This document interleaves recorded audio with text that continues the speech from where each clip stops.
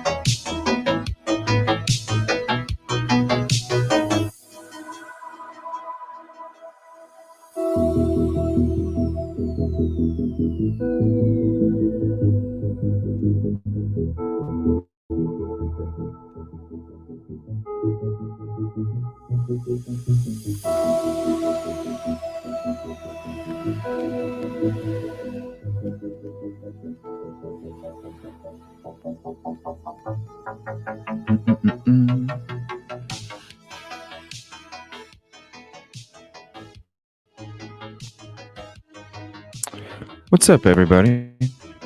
Let me turn this down a little bit more. What's up, everybody? I want to say good evening. Thank you for hopping in. Thank you for your support. Means a lot. Uh, we all know this is uh, this is a channel that's always been about the peace, positivity, and progress. And I know you all know the community here and why you appreciate the community. And we're not a channel that bashes. We're not a channel that doxes. We're not a channel that does any of that stuff. And that's important to me because I want to make sure that the community has comfort when it comes to Evil CJ, whether it's personal or with the show. So, whether it's personal or with the show, you always know that you can trust Evil CJ. Um, I didn't know. I want to say again, shout out to my mods. I appreciate you guys so much. And also shout out to my mod Kib Kitty. I didn't know that Kib Kitty being uh, a personal uh, person would be that big of a deal, but I guess it is. Um, I think it's beautiful to be able to have other people that are close to you interested in something that you do, interested in um, seeing it succeed, and interested in wanting nothing but the right thing. And so I think it's a beautiful thing. And I want to say, Kib Kitty, um, I appreciate your support. Uh, I appreciate, you're always there. You're always in the show. Everybody knows you. Everybody loves you. Um, I just want to say thank you very much. I just want to say thank you very much. Uh, and when it comes to my own car parts, people, I pay for my own. Um, we can go back to any of those shows, really. You can see that the car was already repaired and I was already home when that show took place. So do your homework, please. Please do your homework. But I just want to say I appreciate you guys so much because on a daily basis, I see the venom that gets spread from other areas that comes in the direction of the show.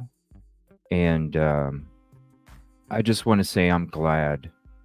I'm glad that you guys are a part of this community. I'm glad that we have that atmosphere of peace, positivity, and progress. And I'm glad that none of you speak the way that those speak.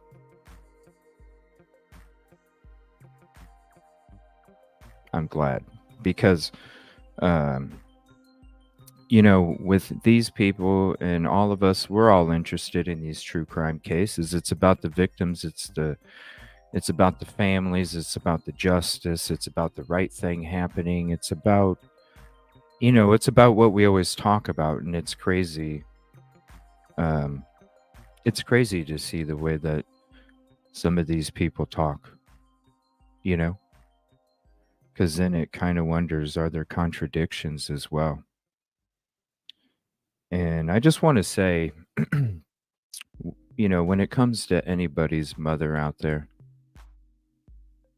I hope, I really hope that none of you, I really hope that none of you ever have to go through the things that I heard, go through the things that I read, go through the things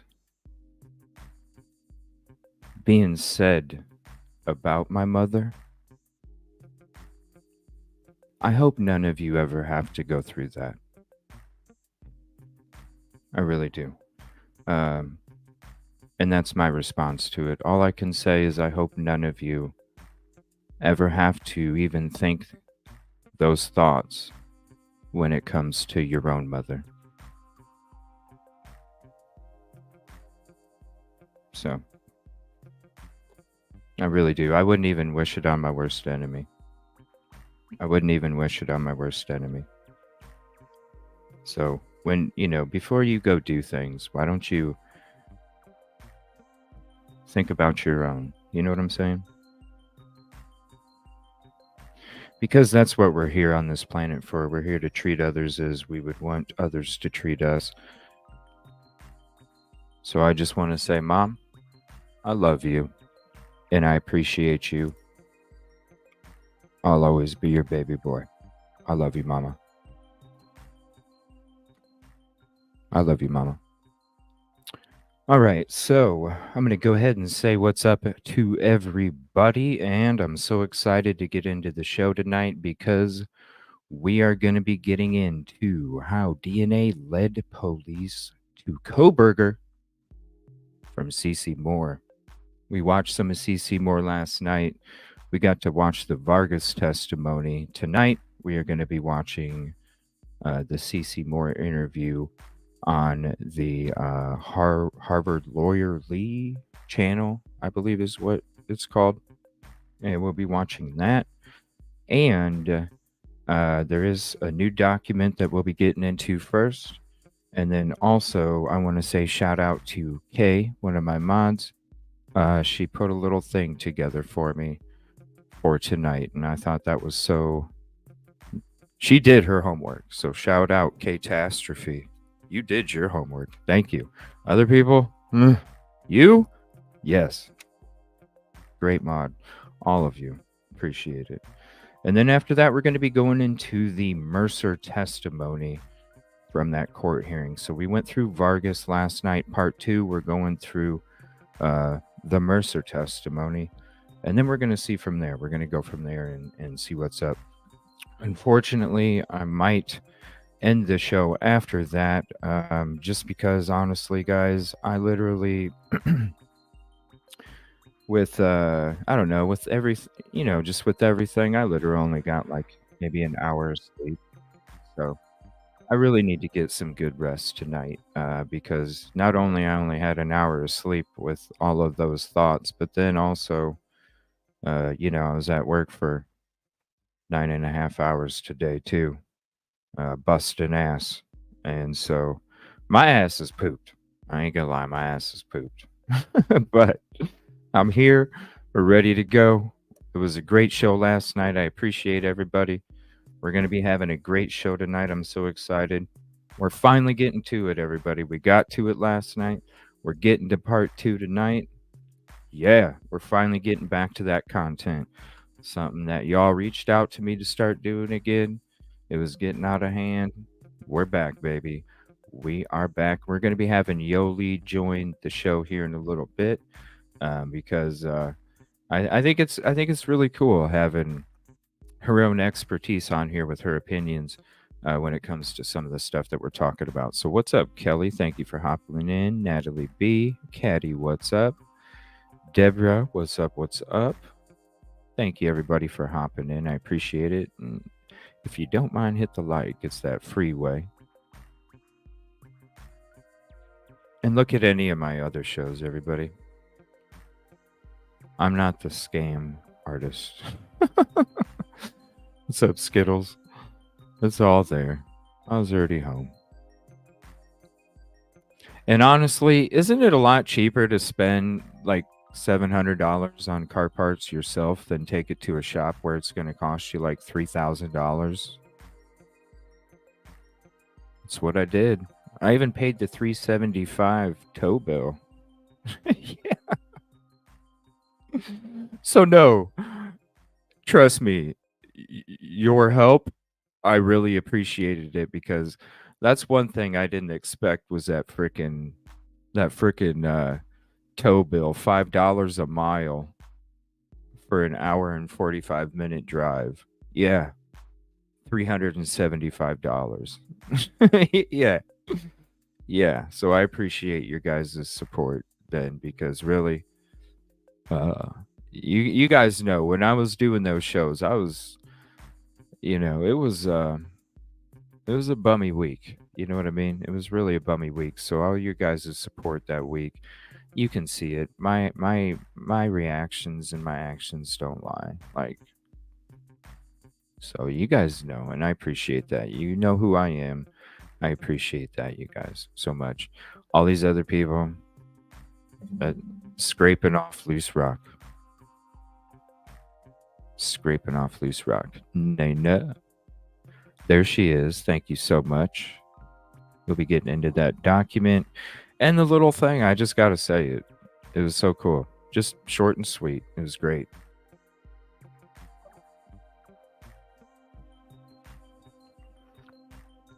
What's up, Lion's Lair? That's an interesting name. What's up, Cherry, Angela? What's going on? Commercial Zone. Oh, I'm so excited to watch that episode tonight. We're going to be checking it out. Cece Moore. How she thinks the DNA. Like, oh, it's going to be interesting. What's up, Detective Golden? What's up? Now I'll have tomorrow night off. Brandywine True Crime. I'll have tomorrow night off. But I thought about, what's up, Haunted Rabbits? I thought about, I don't know. It might be a surprise.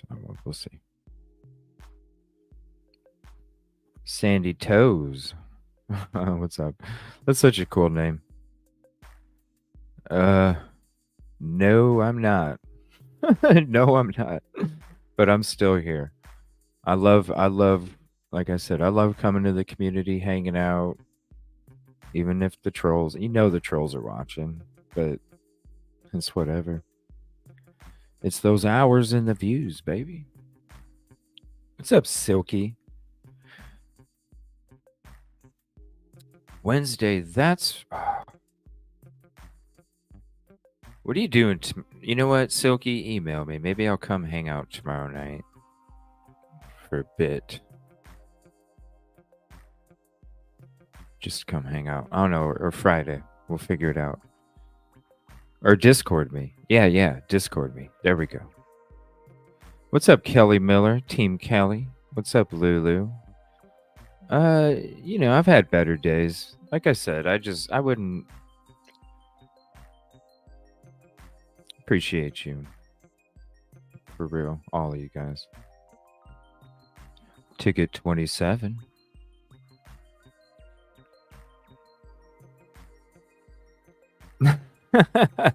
Silky. Oh, Silky, I appreciate you so much. What's up, Peaches? Oh, Silky. Dre, what's up? What's up, Ashley? Aw, well, listen, I've been bugging my mod, say please. I'm like, like I got the promo. It sucks I can't play it because it's a MOV. So I'm trying to Just wait. Just wait until when I get Tech Death Hippies getting ready to record the new intro music, and Say Please is going to be getting her promo. So there's going to be a couple new things coming into the intro where you got Say, because look at this stuff. Look at all this stuff. I mean, like all this stuff. I can't. Uh, she's so amazing. I can't say enough. I can't say enough. This. I mean, I can't say enough. She's so awesome. Ever since she came into the community, she's been nothing but amazing and still continues to be amazing. Shoot, StreamYard lost my comments. Katrina Miller, what's up?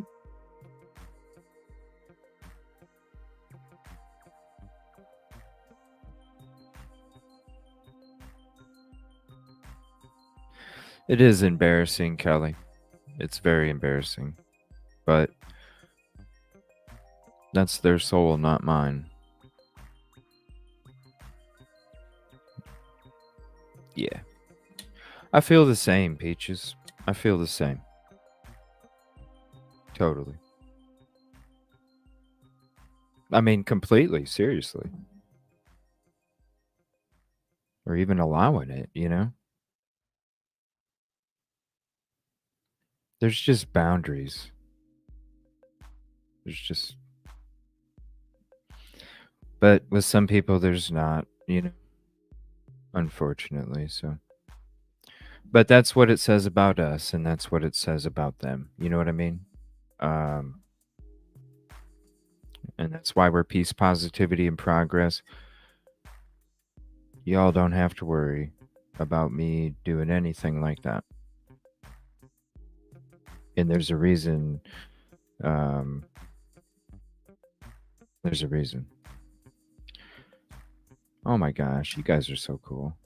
Hold on. Jeez, look at all these damn hearts. Holy shit. Kells, what's up? There we go. Big Ohio Al. What's up? Thank you for hopping in. Appreciate it. Senny.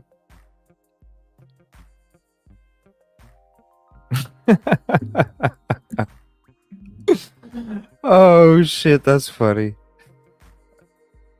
That's funny. Oh, that's funny.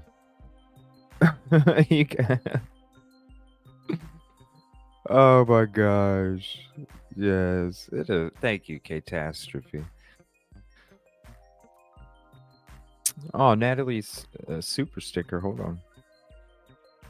Thanks for being you. Thank you. I appreciate that so much. The prickly pear with the little mirror. That's so cool. Thank you. I appreciate that. Might be a surprise.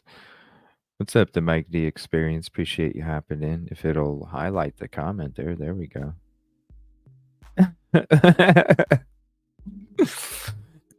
Okay. Man, you just vote. Man, we did last night. We played one last night. Thank you. I appreciate that, Just T. P Fox. Yeah, we did last night. We played an episode. What's up, Kansas 997?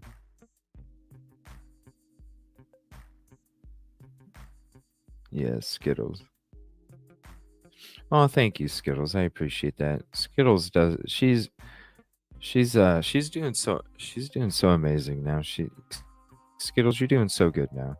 I just want to say I'm proud of you. Like, you've came a long way. You've came a long way. Yeah, you've came a long way. So I'm just so proud. She's doing so good. I'm sorry that I had plans to get together this Sunday with you. Unfortunately, other things took place, and I had to change some of the obligations based off of everything that was going on. So I want to say I appreciate your patience, Skittles. I really do, and soon I'll be able to come, okay? I promise. I appreciate you. All right, so let me get into this was from Catastrophe here. And let me switch now. We'll get into this document here in a second, but I'm going to read something else real quick. And this is some notes from Catastrophe, but I sent. Oh, yeah, I was trying to I couldn't really catch up today, so I did see something like that. I have to read it though. But I appreciate that. I saw what you wrote. I couldn't zoom in close enough. It was hard for me to read it, so I needed to get on the computer, and then when I got on, I was hanging out in the channel chat or whatever. So I'll definitely check it out. When we're done with the show, I'll be hopping in Discord if you mods want to hop in or whatever. But yeah, I'll definitely check that out, and I appreciate that because I'm thinking like I wrote to you guys in Discord today. I'm thinking about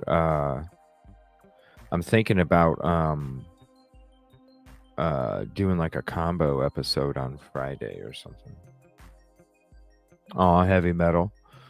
Oh, I can't wait to read it. I can't wait to read it.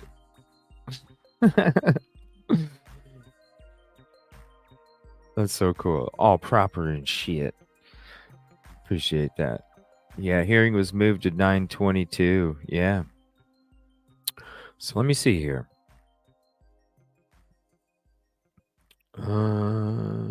Where'd it go?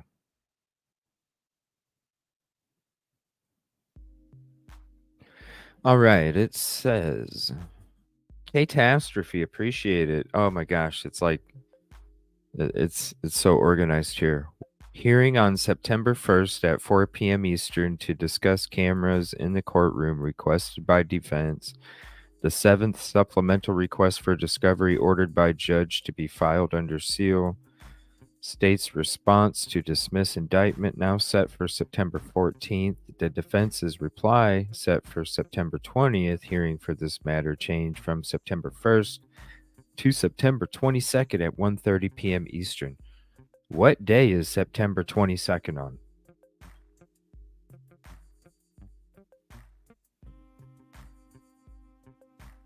I'll have to look.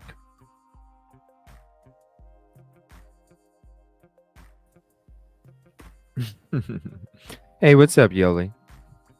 Hi. Can you hear me? How are you doing tonight? Yeah, I can hear you.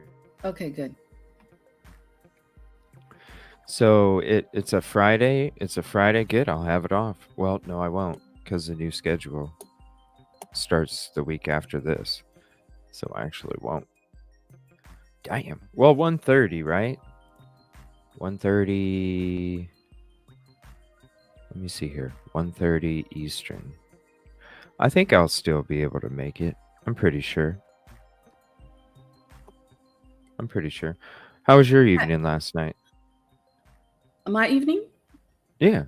Oh yeah, it was fine. I can look at the chat because I'm on my cool. computer, so I was gonna say hi to Kelly Miller and Detective Golden.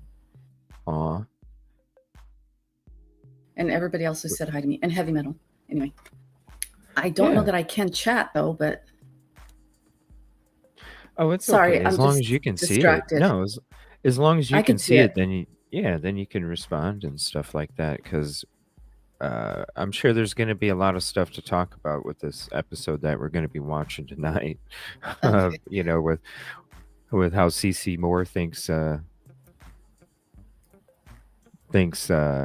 know how the DNA led the LE2 Koberger. I mean, I'd really like to hear this. I'd really like to hear it. When I came across it, shout out to the mods. When I came across it, I was like, ooh, this is going to be a great watch. And a lot of the times, I don't even watch this stuff until I watch it with you guys. I like to save it until I watch it with everybody else. So, have you seen it yet at all? The CC Moore with Harvard. What is it? Harvard lawyer. That Harvard lawyer lady? Yeah. Yeah, hi, Harvard lawyer Lee. Is she the Yeah. blonde one? Yeah. Yeah, Yeah. something like that. Yeah. Yeah. Yeah. Hi, everybody. Lulu, hi. Sunny, hi. Sorry, I get distracted. See, it's very Oh, you're distracting. good. Okay. You're good. All right. Okay. Yeah. So no, I haven't seen that. Let's see Yeah, some I'm more. excited. So this is another document. This is the Order Court TV Media Request. Request to obtain approval. Oh. So I have read Rule 45 of the Idaho Court Administrative Rules permitting cameras in the courtroom and will comply in all respects with the provisions of that rule, and will also make certain that all other persons from my organization participating in video or audio recording or broadcasting or for photographing of the court proceedings have read Rule 45 of the Idaho Court Administrative Rules and will comply in all respects with the provisions of that rule. From Jessica Thill, Court TV. So they're requesting? Yeah, okay, they're requesting. Okay. Let's see. The court, having considered, hereby orders the Granted? permission granted. Okay. Denied. Why is there one that's granted and one that's denied? Order? Granted, let me see. So this one. Granted under the following restrictions in addition to those set forth. Okay. And then it has I don't know what that says. The writing. It looks like it says fool. Pod, pool, fool. I don't know. And then it says denied. So I don't know. And then this one denied. So okay, hold on. So the court having considered, right, so they can take photograph. Okay, so wait. The video audio is granted, but then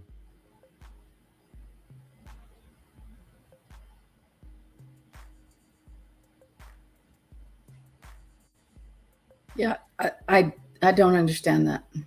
Wait a minute. So this is photograph is granted. Okay. So the photograph is the court having considered the photograph granted. The court having the broadcast is denied. Oh, there was 3 of them. I thought there was 2 of them. I was kind of skimming over one there. So the video audio is granted. It's granted.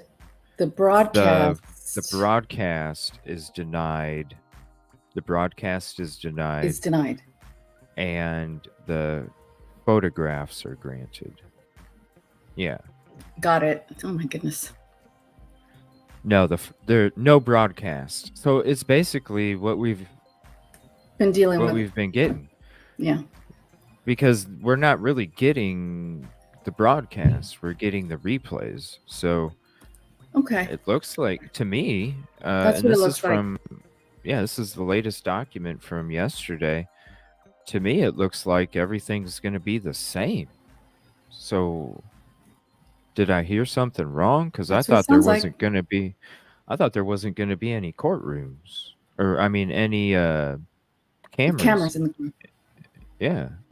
Yeah. No, it seems like it's going to be the same.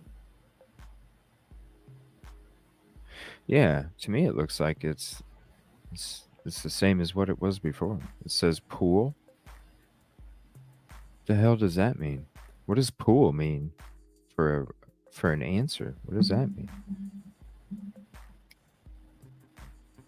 Maybe it's I don't know. Pool would refer to Court TV being the pool reporter, which I think means Court TV records and shares. Oh, the media pool. Okay. Okay. Thank you, Deborah. I appreciate that. Thank you. Why is it dated? What's up, Pappy Man? Why is it dated September 1st? Because that's date of the Well, hearing, I think. There's a let me hearing on September see. 1st, isn't there? Well, there was supposed to be, but now, so that was There is. 8/28. But now the hearing is changed from the 1st to the 22nd. So it But was going to be on the 1st. isn't there still one on the 1st for the cameras in the courtroom? Yeah, there's one for the cameras, I believe, on the 1st still. Okay. I believe. Yeah, the difference in live, yeah, it'll be the same. Like we'll be able to watch it. So, and Yeah. if I'm home when it's live, I'll have it. So I I mean, always have you'll have it first. when you have it. Yeah, always. Yeah. It always ends up that way. All right, so let me see here. So I wanted now. This is about an hour and a half. We're not going to watch the whole thing, but let me see here. We're going to watch a decent amount of it, and I'm going to share this link too because they really go into different types of DNA. Different. There's a couple different cases and stuff, but those I'll kind of skip over a little bit, just kind of shorten it up. And then after that, we'll be watching some of the Mercer testimony from that hearing. So, yeah, September 22nd is what it says. Okay. So let's see here. That's for the motion with all the 24 things to dismiss. Let me see here.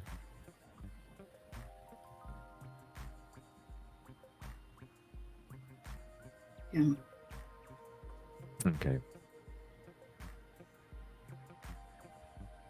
Let me see here. 1 second.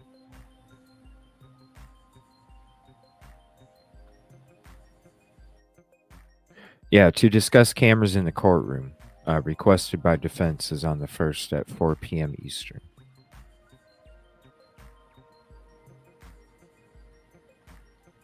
So I probably will, since it's going to be late and I'll be getting on early as hell Friday. I might do that combo episode where we cover some Idaho 4. It's going to be breaking news and stuff too. So it's that Friday show where it's the daytime show and I do daytime. It's breaking news, it's updates on cases.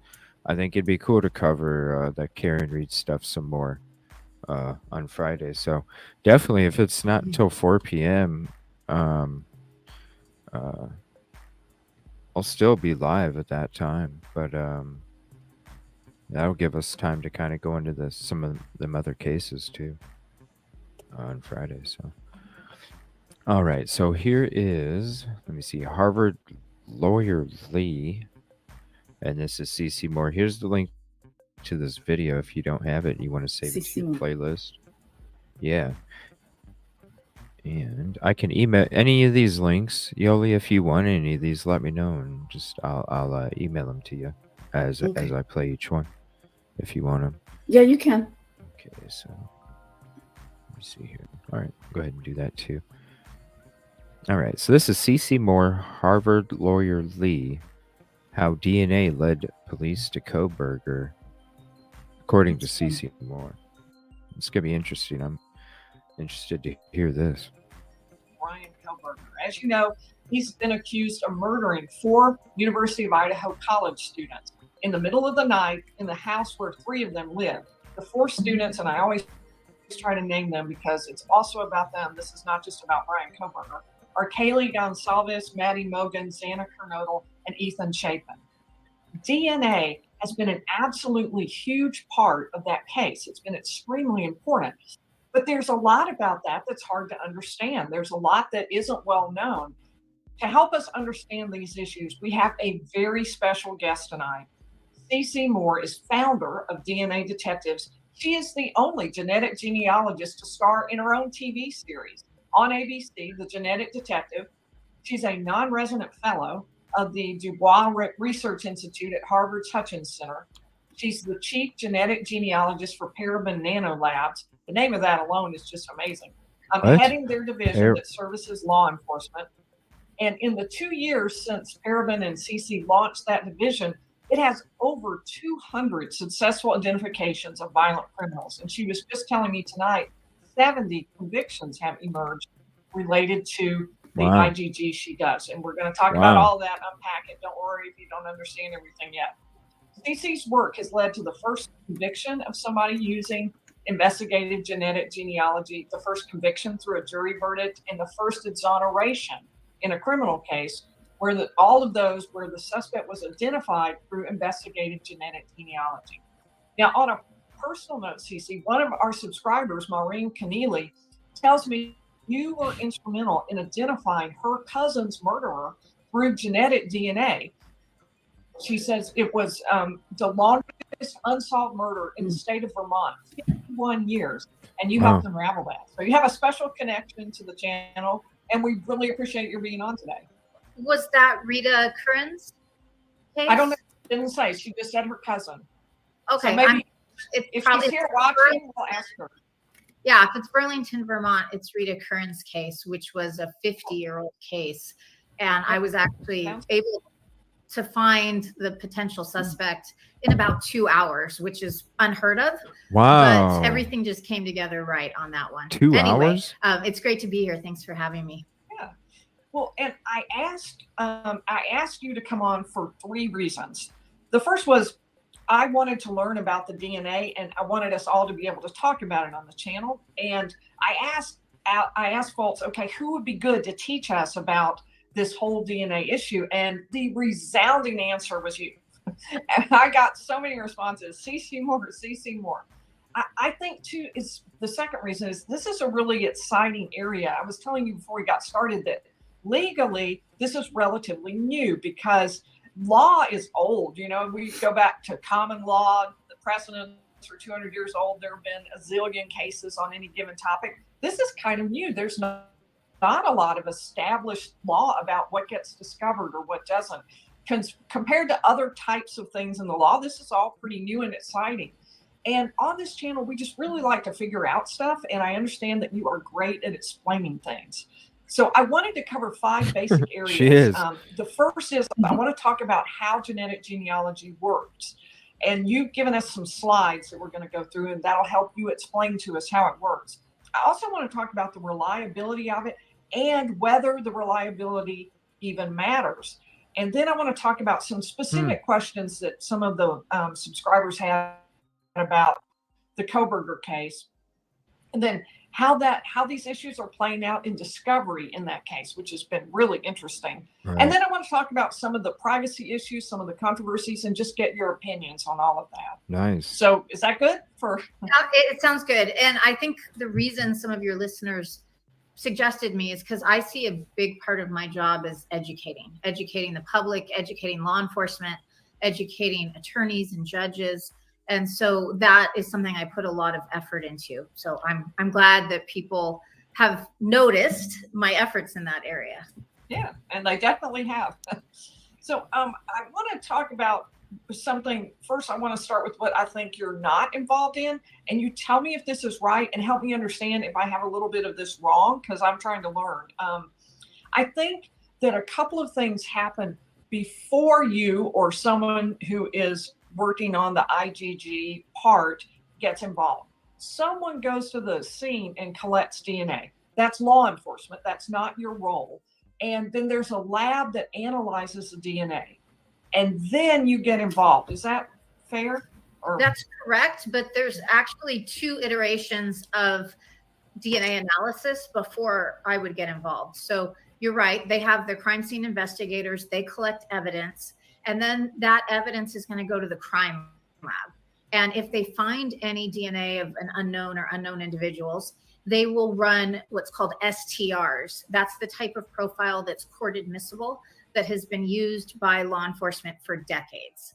But that is not compatible for genetic genealogy. So if they upload that profile to the law enforcement databases, CODIS, and they don't get a hit, then that's when they would turn to investigative genetic genealogy. If they get a match in the law enforcement database, then they don't need us. So we only are going to be involved after that point if that doesn't happen. Then they have to send Interesting. us some of that evidence, that biological evidence, because we can't use that traditional STR profile. We have to have what's called a SNP profile, a single nucleotide polymorphism profile. And there are, at this point, no crime labs in the United States that are capable of creating that. So it has to go to a third-party private lab to create that SNP profile. Yeah. There's two different ways they Outside can of the do country? it. There's microarray, where they just So it's No, got to it's- go out. I don't know if it's outside of the country, but it has to go to a third You party just lab. said. I thought she just said. No, that there's no law enforcement. Was it that there was no law enforcement No. lab I don't know. Let me listen to that again. that could I do don't it? need to- Maybe rewind it just a tad. I thought it was just all over the country. involved after that point, if that doesn't happen. Then they have to send us some of that evidence, that biological evidence, because we can't use that traditional STR profile. We have to have what's called a SNP profile, a single nucleotide polymorphism profile. And there are, at this point, no crime labs in the United States that are capable of creating that. Right. So it has to go to a third-party private lab to create that SNP profile. Oh, There's okay. two different ways they can do it. So There's it's crime labs. microarray, where they just pull Right. out those 800,000. Yeah, like ortho, where they just pull out those 800. Yeah. But I thought they had like this awesome crime lab at WSU that just got upgraded and all that stuff. Well, for the SPR or whatever the profile she said, the snippets, they didn't do that kind of work, huh? There isn't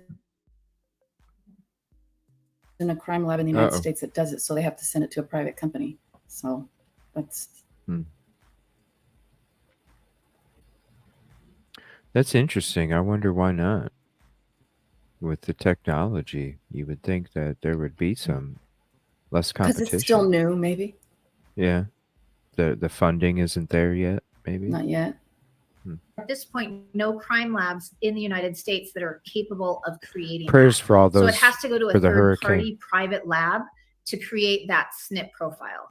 There's two different ways they can do it. What's up, There's Doodle? microarray, where they just pull out those 800,000 approximately genetic markers and create a file, or they can do a whole genome sequence where they analyze the entire genome of that unknown individual, but they're still going to pull out those compatible SNPs. And what makes a SNP compatible for genetic genealogy is if it's one that is tested by the commercial DNA testing companies, because those are the files we're going to be comparing against. So if you spit in a tube and you mail it into, say, Ancestry DNA, they're going to test about 700,000 of your genetic markers. So we want to use as many of those same genetic markers as we can in our analysis, because we want to have a really good overlap so we can get high confidence comparisons. So once that file is created by the lab, our bioinformatics scientists will then go in and work with it, because we're often working with degraded DNA or mixtures, especially in violent crimes. We're often seeing in sexual assaults, for instance, you're going to see mixtures in a lot of those. So our scientists have to work at deconvoluting that and extracting out the victim's DNA from the perpetrator or the alleged perpetrator's DNA at that point. Wow, that's got to be tough. Well, it can be done though. So right. So why is it not qualified? Because I always thought Bill Thompson said it wasn't qualified because maybe it was there was too much of a mixture for it to get a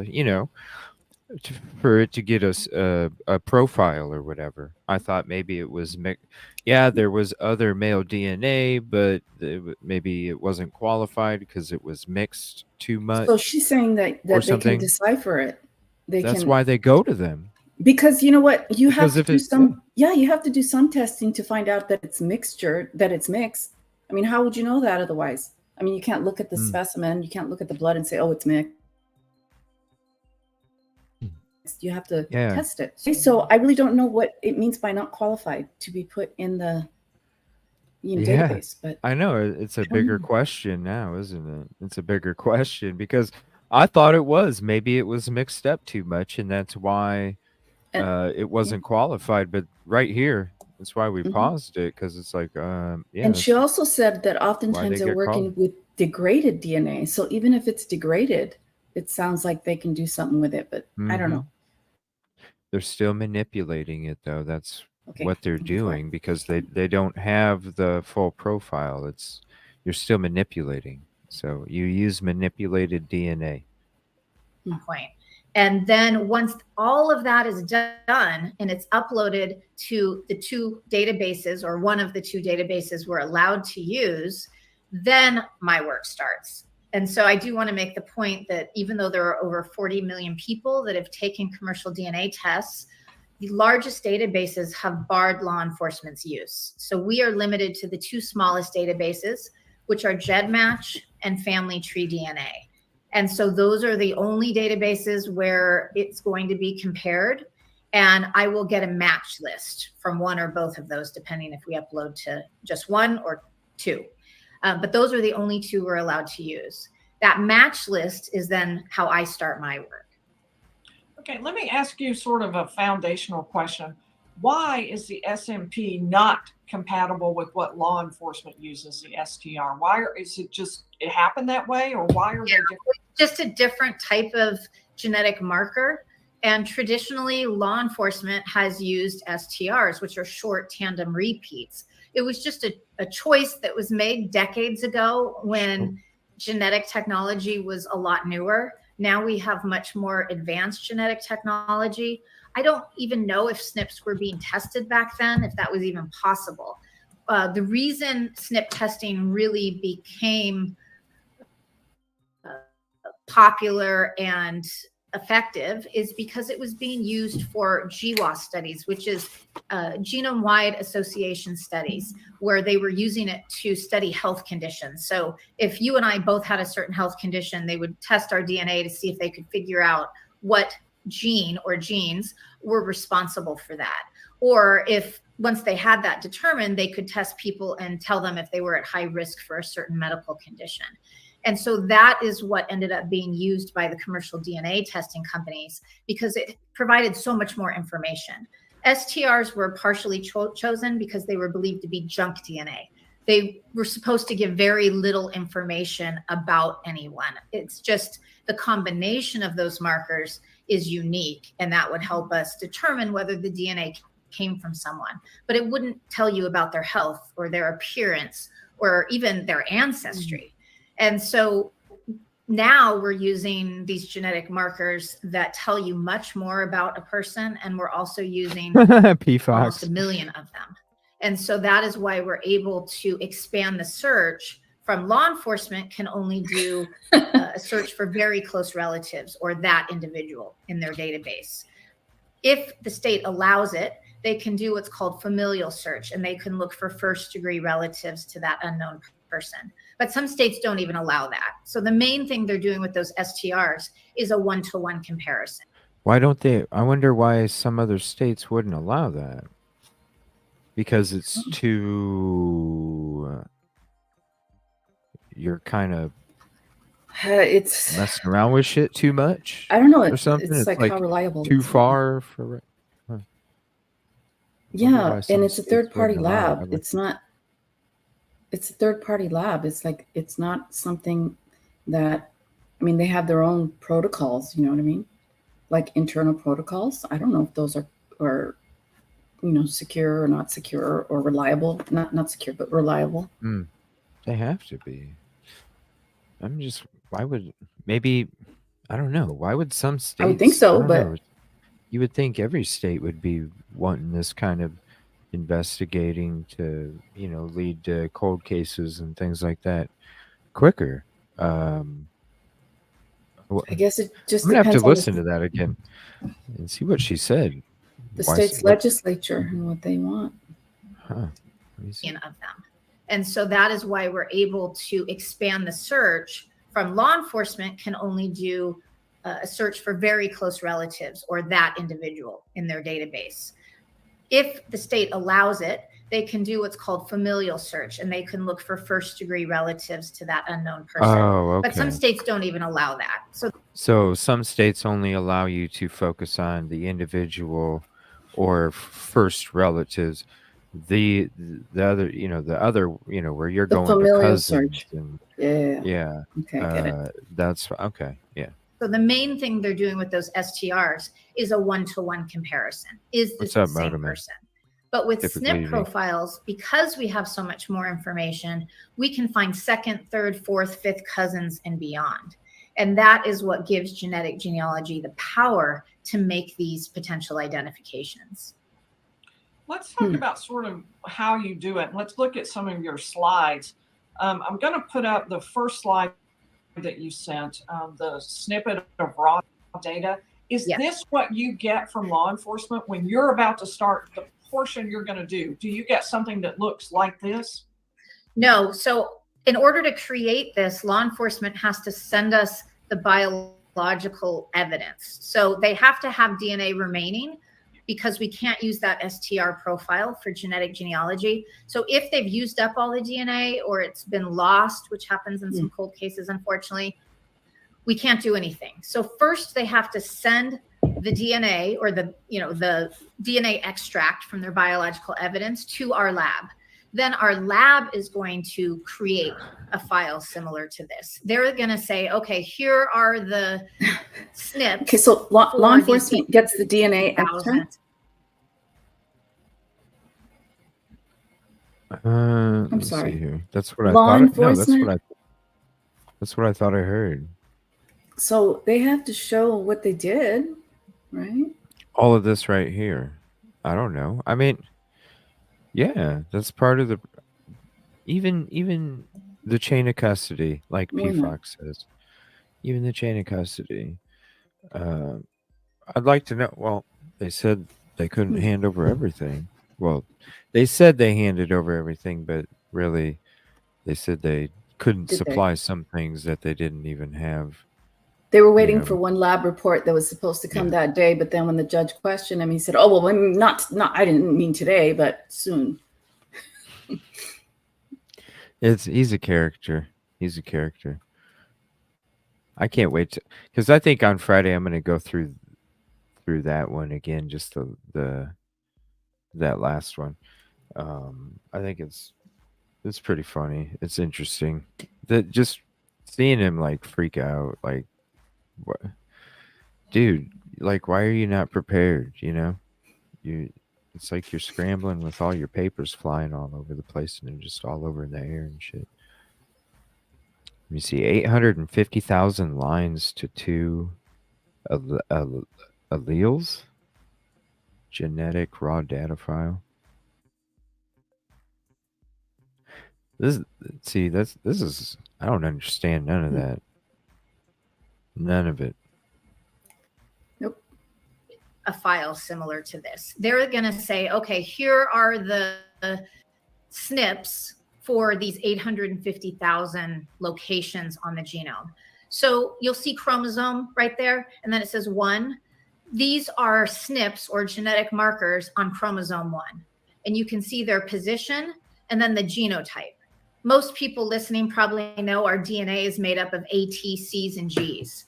And everyone's going to have a unique combination of which A, T, C's, and G's make up their genetic blueprint. And so this is what our lab is going to look for.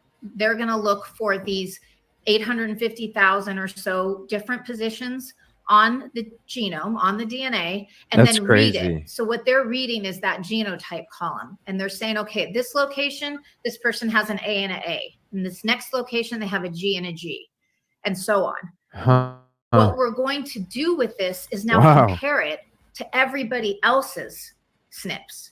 And we're not looking for single marker matches. Like with STR profiles, they're just looking for exact matches at each location. Instead, we're looking for long blocks of identical DNA.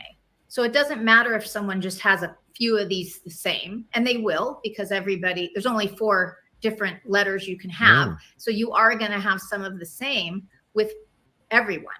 But what we're looking for are long stretches of identical segments where 2 people will have the exact same genotype for hundreds or thousands of SNPs. And we call them blocks of DNA.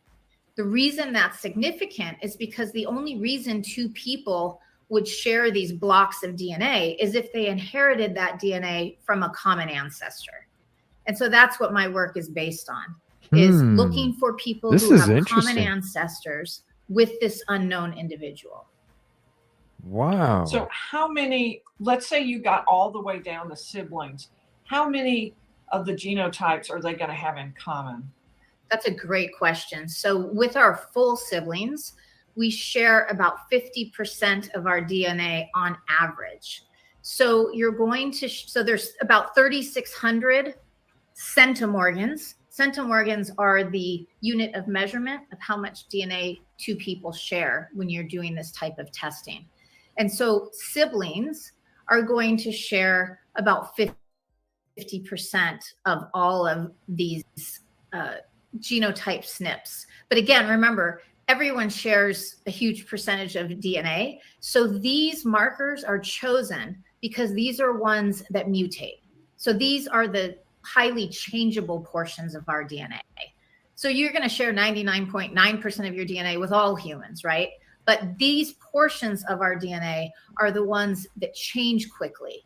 And for these, you're going to share about half with your siblings.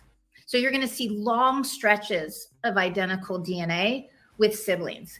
It's a little bit easier to explain it with parents. So you see how there's two alleles or genetic markers at each location under genotype?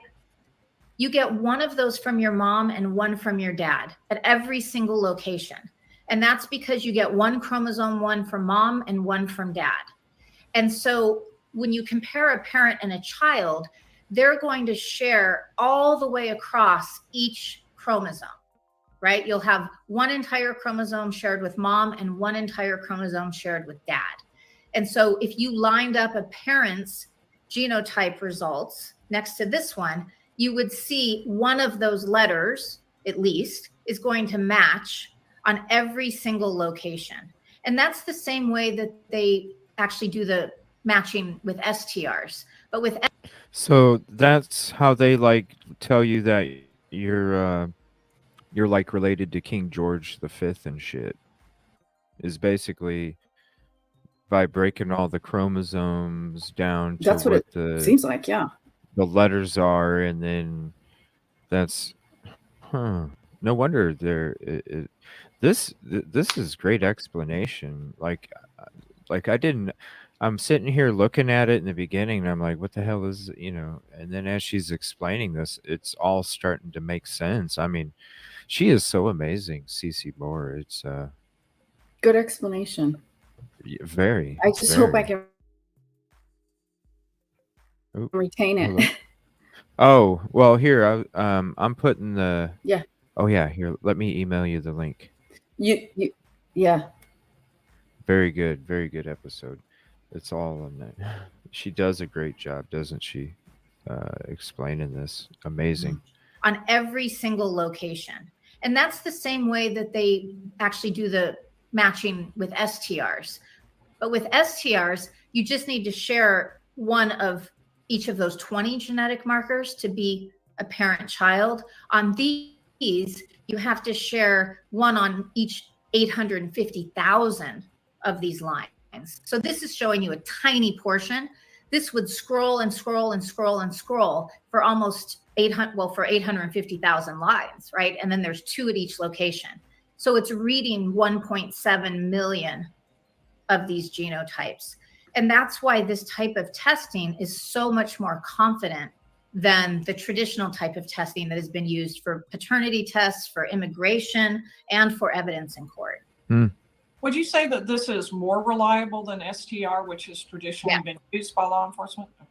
Yes, it is. And so the law has lagged behind technology, and that STRs are still what is used as evidence in court for paternity and for immigration, which can be an issue if you don't have a first-degree relative. So, for instance, I've worked with a lot of people from Vietnam who were fathered by American soldiers, and they are entitled to U.S. citizenship, but they have to prove their father's American. So if their father is deceased, they can't use the traditional STR testing to prove paternity. But you could very easily use a second degree relative with full confidence in SNP testing. But the courts haven't started embracing SNP testing yet for identity proof. Now, that's good for investigative genetic genealogy because we're more than happy to just be used as a lead generator or a tip and not used as evidence. But it really is important that for other purposes like paternity testing, that they start expanding and using more genetic markers like we do for SNPs. And so it is more reliable because it's so much information, right? There's no way you're going to accidentally match at 850,000 locations with someone, or even half of that, or even a quarter of that. And so STRs have proven to be very unique and very, very high confidence. I think we've all heard when they say there's a 1 in 320 trillion chance that this DNA belongs to anyone other than the suspect. So obviously it works very well when you can do that direct comparison. Where it doesn't work as well is when you're doing these more distant relative comparisons. And that's also been an issue with Jane and John Doe's in the past, because you need that first degree relative to make that legal identification. But with genetic genealogy, we're able to use much more distant relatives to prove who that is, basically. Right. So what happened in the Kohberger case pretty much follows the line of what you had said. They started with trying the STR, running it through the CODIS database. They got no hits. And that would typically be someone who is already in the database because they've already been convicted, or because DNA has already been gathered from a crime scene. So all that means is that person had never had their DNA gathered from a crime scene and had never been convicted of a crime. So their DNA was not in the database. So then the state moved to exactly what you're talking about. They moved to using the investigative genetic genealogy and trying the SNP method. Now, they had the SNP made at an outside lab. That may not be the right word. Is that what it is? What's right? Because, as I mentioned, none of the crime labs yet have the capability to create SNP profiles. So they have to send it to a third-party private lab. That's the only choice right now. I'm sure that will change in the future, where law enforcement will start having their own technology and equipment to do this. But at this point, that hasn't happened yet. Yeah. Right. Okay. So do you want to walk us through some of your other slides and kind of talk us through, you now have the case, you have the files that you need. What are you going to do next to try to figure out whose DNA was present at the scene? So I just want to make a note about the Kohberger case. A couple of things. One, I absolutely think the authorities did the right thing, moving immediately to investigative genetic genealogy when they didn't get that hit in CODIS. That is what I've been advocating for, because that's where we can have the biggest impact on public safety and make the most difference. We can potentially save lives and certainly keep these cases from going on for years and decades, like so many of the cases that I've been involved in. Right. But they did send it out to a third-party lab because they had to. But then it came back in-house, meaning the FBI investigative genetic genealogy team are the ones that did the research. So the only part of it that was farmed out to a private lab or to a third party was just that analysis, where they took the DNA, created the SNP profile, and then it came back to law enforcement themselves to do the research. And that's not always the case, because I've worked on hundreds of cases as an outsider. But I think that this will start being done increasingly by in-house law enforcement officials. Okay, what? Hold on. I want her to say that again. What I've been advocating for, because that's where we can have the biggest impact on public safety and make the most difference. We can potentially save lives and certainly keep these cases from going on for years and decades, like so many of the cases that I've been involved in. But they did send it out to a third-party lab because they had to. But then it came back in-house, meaning the FBI investigative genetic genealogy team are the ones that did the research. So the only part of it that was farmed out to a private lab or to a third party was just that analysis where they took the DNA, created the SNP profile, and then it came back to law enforcement themselves to do the research. And that's not always the case, because I've worked on hundreds of cases as an outsider. But I think that this will start being done increasingly by in-house law enforcement officials. And we've already seen that some with the FBI teams that are working around the country. Okay. Do you want me to put up the GED map slide? Okay. So once that file is uploaded to GEDmatch or Family Tree DNA, it's compared against all of the people's files that are in there that have agreed to be compared against law enforcement. So in GEDmatch, if it's a violent criminal case, a suspect case, you have to check a box that says police, and only about a third of the database has done that. So we're comparing against only about 600,000 profiles. All of those profiles are going to come from either Ancestry, 23andMe, MyHeritage, or Family Tree DNA, because GEDmatch doesn't do any DNA testing.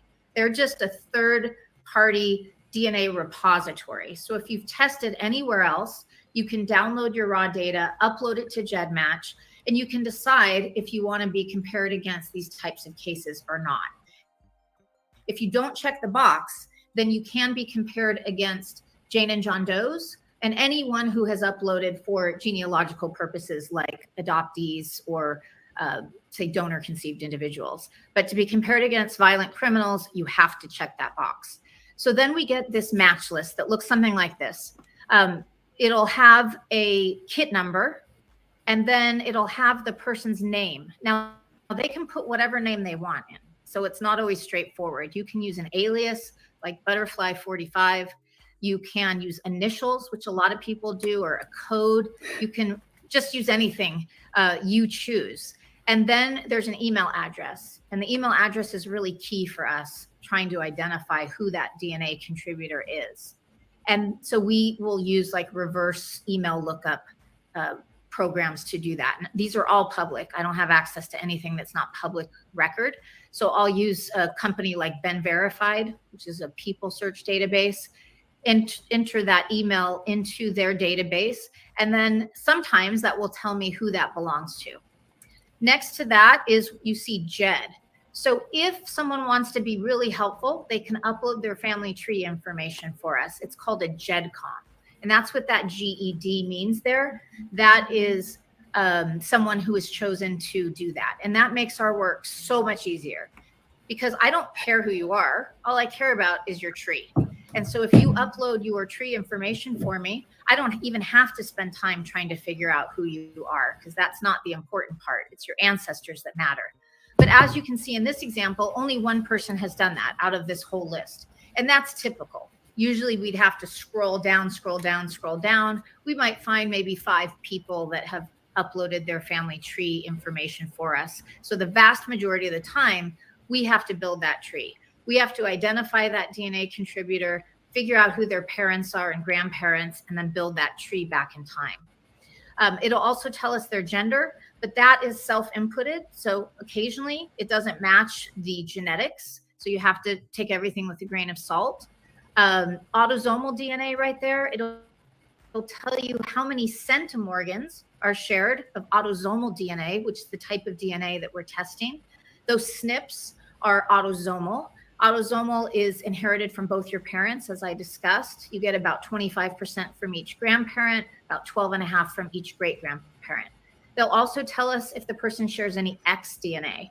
It's more rare for them to share the X chromosome DNA, but if they do, and we're trying to identify a male, it can be really helpful, because the male only gets X DNA from his mom's side. And so that helps us to narrow down which part of the family tree is shared. And then if we want to look at their shared DNA, we click on that 1-to-1 column, and it'll show us exactly which chromosomes they share on and how long those shared segments are. I rarely do that. It's not really typically that important. What matters is how much DNA is shared. And that DNA amount then can help us predict their relationship. Up at the top there, that person shares 1,780 something like that. I can't quite see it. 1,735 centimorgans. So that's going to be a second degree relative. That's a really close match, and we're not normally going to have that. That would be, say, a grandparent, grandchild, niece, nephew, or could be a double. Look at the attorney's reaction to this. Really she's just like, whoa. she's yeah, I know. She's blown away. I mean, look at all this stuff. She's just going into it. She's just like, huh? Cece's just going into it. She's breaking it down. This is a great freaking episode. I wish I could see. That's why I zoomed in close for you guys, because I'm having a. Yeah, I can't. I don't necessarily see. I'm glad you hard time seeing it on the top. But my goodness, I'm gonna have to watch this probably again. But I think I get the gist of it. Yes, but yeah. Yeah, she does. She looks dumbfounded. She does. Maybe it's over. Look at all this. Well, the attorney is like, what? She's just you're like, what the? Yeah. Huh? Like, how the hell? How the hell would I be able to explain this? Yeah. She's trying. It's I don't know, like the emails and all this other stuff. I don't know. It's weird. The tree info, the gender, how much, 1-to-1. Oh my goodness. How much DNA, the kit ID, how many matches. Okay. It's nuts. Of relationships. Oh, and it could be a half sibling. But when you look below that, that's more typical to what we're going to have. We'll usually have a top match that shares somewhere in the 100 centimorgan range, or maybe 200 if we're lucky. So we're going to be working with second, third, fourth, fifth cousins and beyond. If someone only shares about 100 centimorgans, that's a little more than 1%. They're probably a third cousin. And I'm going to, she kind of digs really deep. I'll let you guys, it's the GED match part from 22 until, let me see here, 22 until like 150. This is genetic networks I'm going to move into here. So we just skipped ahead a little bit of the GED match part. So this is just showing how when we find these common ancestors between the matches, I call them genetic networks. So if matches 1, 3, 5, 7, and 9 all share DNA with each other, and I build their family trees and find their common ancestors, that's my genetic network number 1. Why is that helpful? Because it allows me to focus in on just one branch of the matches tree. So it's time consuming to build people's family trees and document them. And we have to do it as quickly and efficiently as possible on law enforcement cases. And so once I have found the common ancestors or the genetic network, I can eliminate all the rest of the family tree and just focus on that particular branch. And that is why using genetic networks is really the most efficient way to approach these, rather than just looking at matches independently from each other. You want to look at match clusters, and that will help you focus in on the right branch. So in this case, you're looking down at the grandmother and the grandmother's relationship to the people below her. Is that correct? So if you look in the middle, it says match number 2. Then you see the parents are right above. Mm-hmm. And then the grandparents are a little further out. We're looking at great grandparents in this chart where I've got the red outline. What's up, bro? This would be a second cousin. A second cousin. Oh, I see that. Great. It's very small, but yes. Yeah. So one set of great grandparents. So then you build forward doing reverse genealogy from those great grandparents, and your subjects should be among those. But of course, they may have many, many, many descendants. Okay. All right. And then it's among those you're going to be looking. She's just like, okay. So, right. But remember, those are only going to be the matches that share DNA with each other. If you have other matches that didn't share DNA with those matches, that's gonna represent a different branch of his family's tree. And so you're gonna look for somebody who not only descends from this set of common ancestors, but say you were able to identify a second set of common ancestors. So your second genetic network. So you're looking for someone who descends from the first set of common ancestors and has a child with someone who descends from the second set of common ancestors. And that's how you're able to keep narrowing it down and narrowing it down, potentially to just one family. Okay. And Koberger's case, because he was the only son, the only male child, it would have pointed right at him if they were able to narrow it down to just his family. If you can find matches that connect to someone's mother's side and their father's side, and maybe 3 or even 4 of their grandparents' lines, you have a really high confidence hypothesis there, because you're looking for that one person or that set of siblings that are related to those sets of common ancestors and all of your top matches. And we all have unique family trees except for our full siblings. And so that is really what this is all based on, is being able to identify those common ancestors and then working your way forward in time and finding how those all converge. So in this diagram, the great-grandmother and great-grandfather go to the grandmother who goes to a particular father and mother. How are you eliminating all of the ones in between? Because the great-grandmother and great-grandfather had, it looks like 4. You do. You need a damn notebook for this. Yeah. You got to watch this a few times.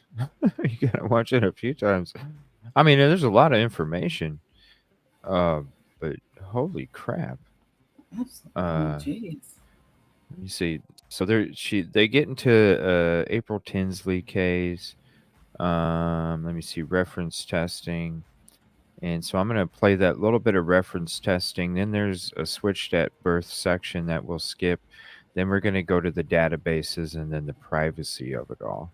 So I'm going to skip ahead to, so if you want to watch the full episode, I will put the link again in chat. And this is the reference testing conversation of it. Do you ever get to a situation where you have a group of people, not just 3 brothers, but a larger group than that, and you just have to say, I don't know, I guess somewhere in this range, but I can't tell you which person? Yes. So this was optimal because we had so much to work with. Even though they were distant cousins, it was a lot of data and a lot of family trees that I was able to find the convergence between.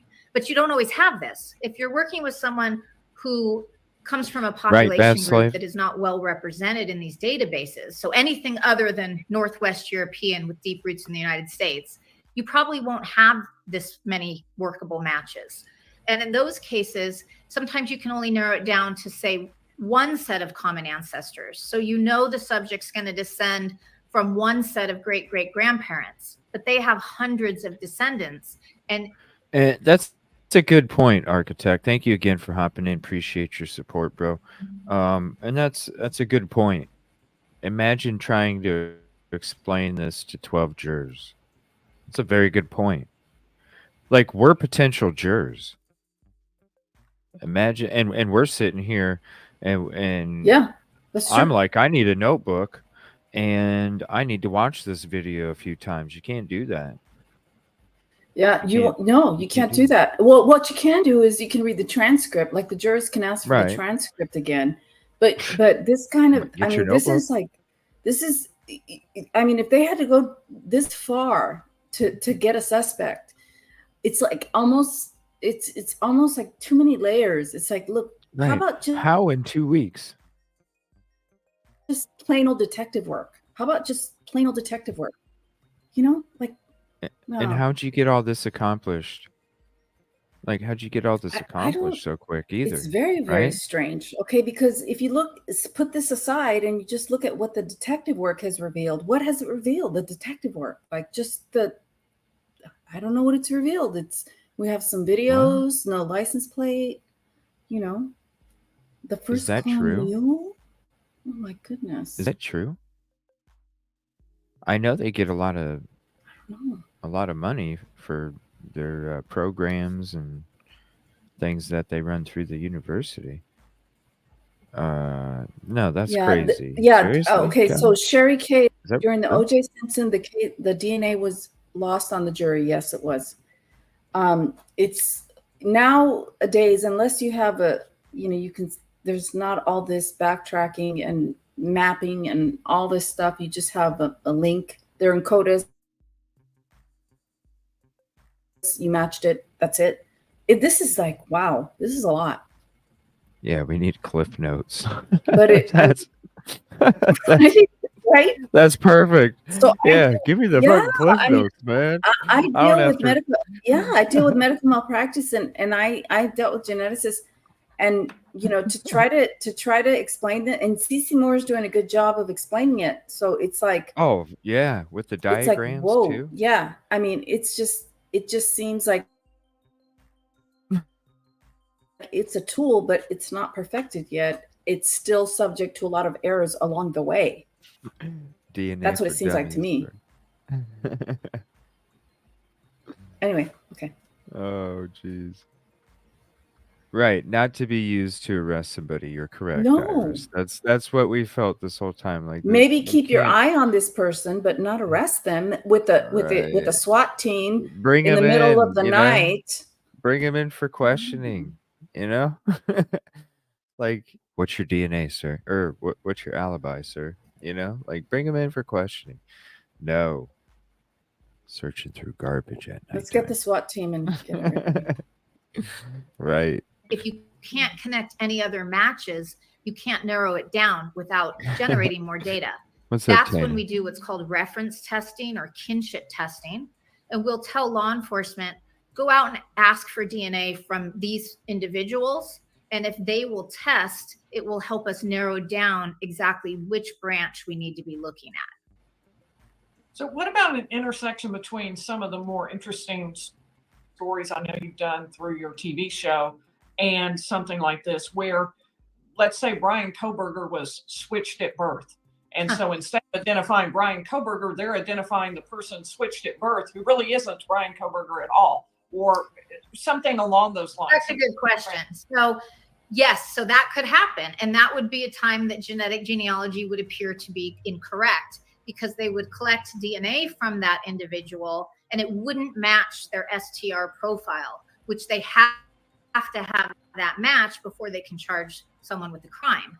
And so that would be really confusing, right? It's like all of these matches are pointing at this one family, at this one individual, and there's no match. But we would also see if they then said, okay, this is not the right person, we can do a couple of things. One is they could send us that DNA sample and we could reference test it. And it would show that that individual isn't related to any of these matches. So they can't be a biological child of their parents.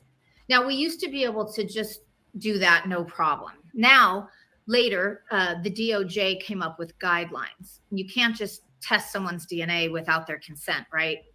So you have to get an exception on that. If they truly believed this person was the suspect and they didn't get the match, then they could ask for an exception from the DOJ to test that person's DNA further to see how closely or distantly related they are.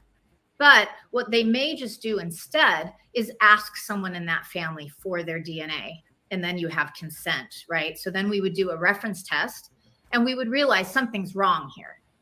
If we got that far and we actually got to the point where we thought it was someone switched at birth, we would then, law enforcement would have to go back to wherever that person was born, hopefully in a hospital. If they're switched, they must have been, and look for everyone else that was born that day of the same gender. And okay, and then they're talking about the switched at birth stuff. Mama J, Vargas's testimony last night was really eye-opening. When we went through it. So, yeah, it's very interesting when it comes to that question you have. DNA classes on Thursday nights. What? Oh, yeah. DNA classes on Thursday. Read what? Read what? Hold on. What? Hold on. What? Right, because CJ can read to us DNA classes on Thursday nights. Oh, the DNA for dummies or whatever. Yeah. Yeah. It would be cool. Yeah. No. Yeah. I don't understand how they got all this done and that's a lot time that they did. It seems like seems explaining it is a lot. I can't imagine trying to get to the answer, like really, it's got to be. And I have a big brain, and I'm, yeah, it's late in the day. It's late in the day too. But man. Oh man. Oh, so they're gonna go to DNA data. Here, I'll keep putting the link in chat. You definitely gotta. I'm gonna have to watch it a couple times. Vargas. There you go. There's that. I can't imagine. Right, and then baby boop, and then you know how it is that they don't fix nothing. They don't even shut your curtains after they're done. That shit just gets left the way it is. That's how it is. Shit just gets. They come in, boom. Shit gets left the way it is. Like, yeah. Thank God somebody didn't have. Can you imagine like 3 a.m. and that shit happening? Wow. Hey. The DNA dummies, but it's crazy. Okay, so they're getting into the DNA databases and then the privacy section of it. Now, the privacy is going to be very important because this also is very key when it comes to doing what we think took place when it came to the apprehension of BK over the DNA. Because what else in the PCA is like really, what else in the PCA is going to allow that shit to happen? Anything else, it's like, okay, bring them in for questioning. Other than that, what? Right. One of the questions that I got from folks, Kara Cat and the Banshee Rose had a real high-level discussion about the databases that are used in the kind of work that you do and which ones can be used and which ones can't. Kara Cat said, who is apparently a fellow genetic genealogist, but from the other side of the world, wanted to know what do you use in the U.S.? What can we use here? What can't we use? So, well, it's true across the world right now that the only databases that are available to use for investigative genetic genealogy are GEDmatch and Family Tree DNA. So we cannot access Ancestry DNA, 23andMe, or MyHeritage for law enforcement. And that is because their terms of service all bar that use. And we should all be following the rules. I mean, it's not important, as it's not only important to have a high level of skill and experience to do this work, but it's also important to follow best practices, high standards, and act ethically. And so that means we have to stick to those 2 databases that have notified their users that law enforcement is using those databases and given people the opportunity to opt in or opt out of having their DNA compared. Everyone should have the right, in my opinion, to decide if their DNA is compared against these profiles. The only one who gives up their right to that is the perpetrator who leaves their DNA behind at a crime scene. And so it's important that we do that. There aren't other databases out there. This is really a US based thing. 4 of the databases are in the US and 1 is in Israel. And MyHeritage is the one that's in Israel, and they don't allow law enforcement use. And so right now, that means we're really limited. Instead of comparing against over 40 million people, we're comparing against less than 2 million people, much less on suspect cases. So let me ask, we'll switch over, go a little out of order. I have some questions about the privacy issues and the controversy around some of this type of work by law enforcement. And some of the critiques have been that while there may be agreements in place that say law enforcement can't use this particular database, maybe the company gets sold, maybe there's a merger, maybe there's some kind of sharing between the databases that wasn't supposed to happen, or maybe there's a hack on the computer database and data is stolen from that. What is the thought within your community on what the response to that is? Well, so 2 of the databases, the 2 largest ones, Ancestry and 23andMe, don't allow any sort of uploading of outside data into their system. You have to actually test through them, and they don't share DNA with each other. And so if you've tested there, you can download your data and upload it to GEDmatch or Family Tree DNA, but you can't upload into their databases. So that makes them much more secure. They're also both billion-dollar plus companies, and they have very good security. They have deep pockets to fight any law enforcement efforts to get in their database. So those two are relatively secure. But MyHeritage is quite different because they do accept uploads from outside databases or outside sources. And so they're vulnerable. There is they're an example of where someone might believe they're not being compared right, against Coral? law enforcement cases. What's up, Wandering? They might be, because if someone is breaking the rules and being unethical, Right. they could upload one of these files into the MyHeritage database and get a match list. And they've got about 6 million people in their database. And so you're going to get a lot more matches typically, and probably closer matches if you were able to compare against them. I'm strongly against doing something like that because the people in that database have not consented to that use and haven't been notified of that use. But it's a really sticky situation because if MyHeritage doesn't stop accepting uploads, it's very hard for them to protect themselves from that access. Now, if you're trying to upload a file that's very degraded or has a lot of issues with it, they'll reject it. Because when you spit in a tube or swab your cheek, you're going to have a really high quality, optimal DNA sample. These law enforcement ones are often not optimal. And so those they'll be able to reject. But if it's a more recent crime or you just happen to get a really great DNA sample, then they're not going to be able to tell the difference between that and someone legitimately testing. And so it is a concern. And I think that people need to be aware that if they're in a database that accepts uploads, it is possible that their DNA could be compared against. And I think it's unfortunate, but it is the truth.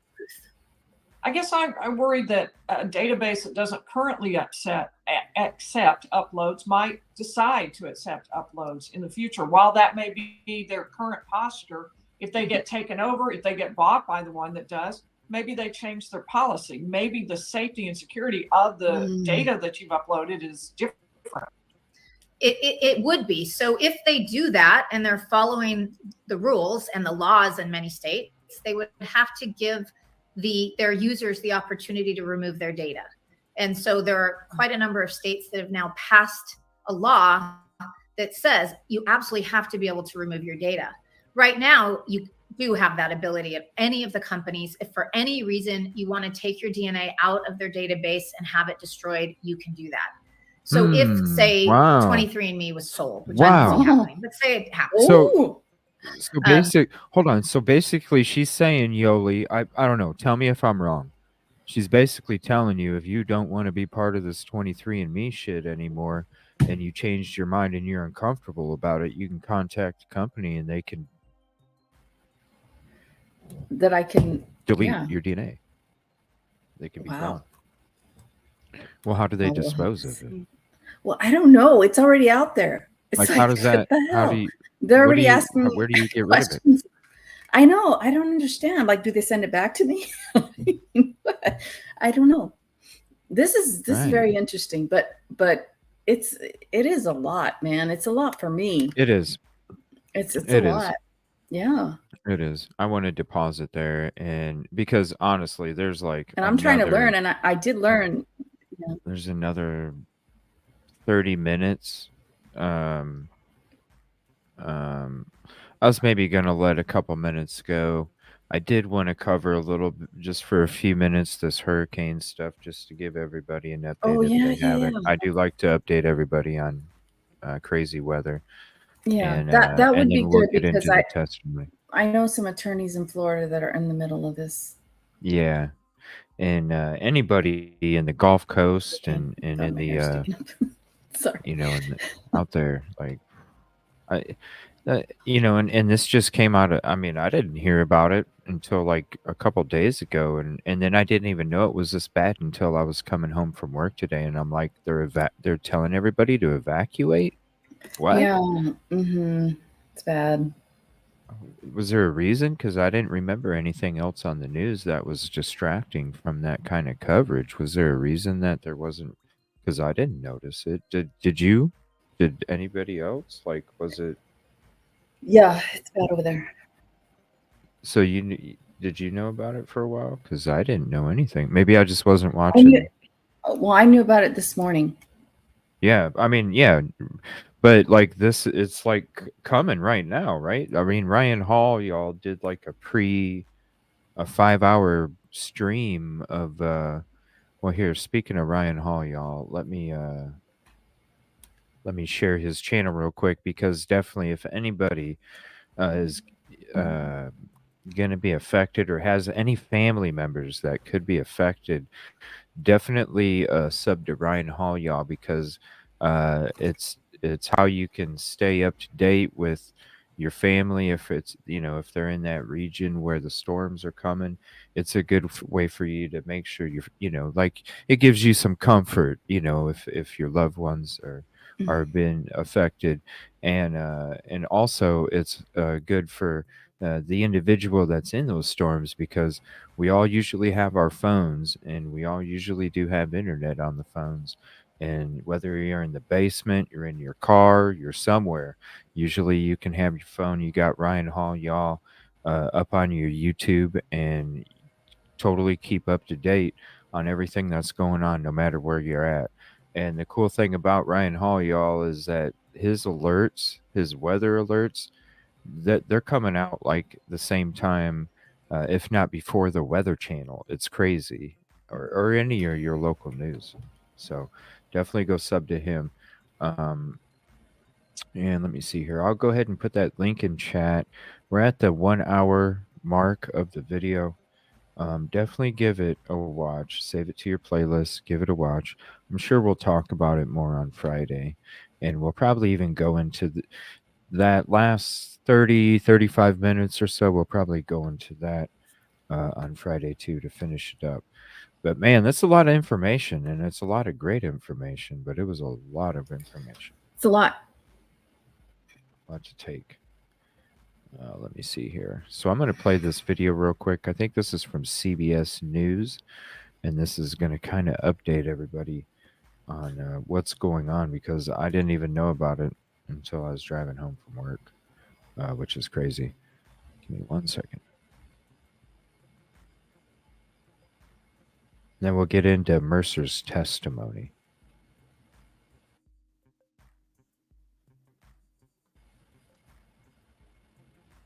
We begin our report in Florida as residents there are bracing for Hurricane Idalia's impact.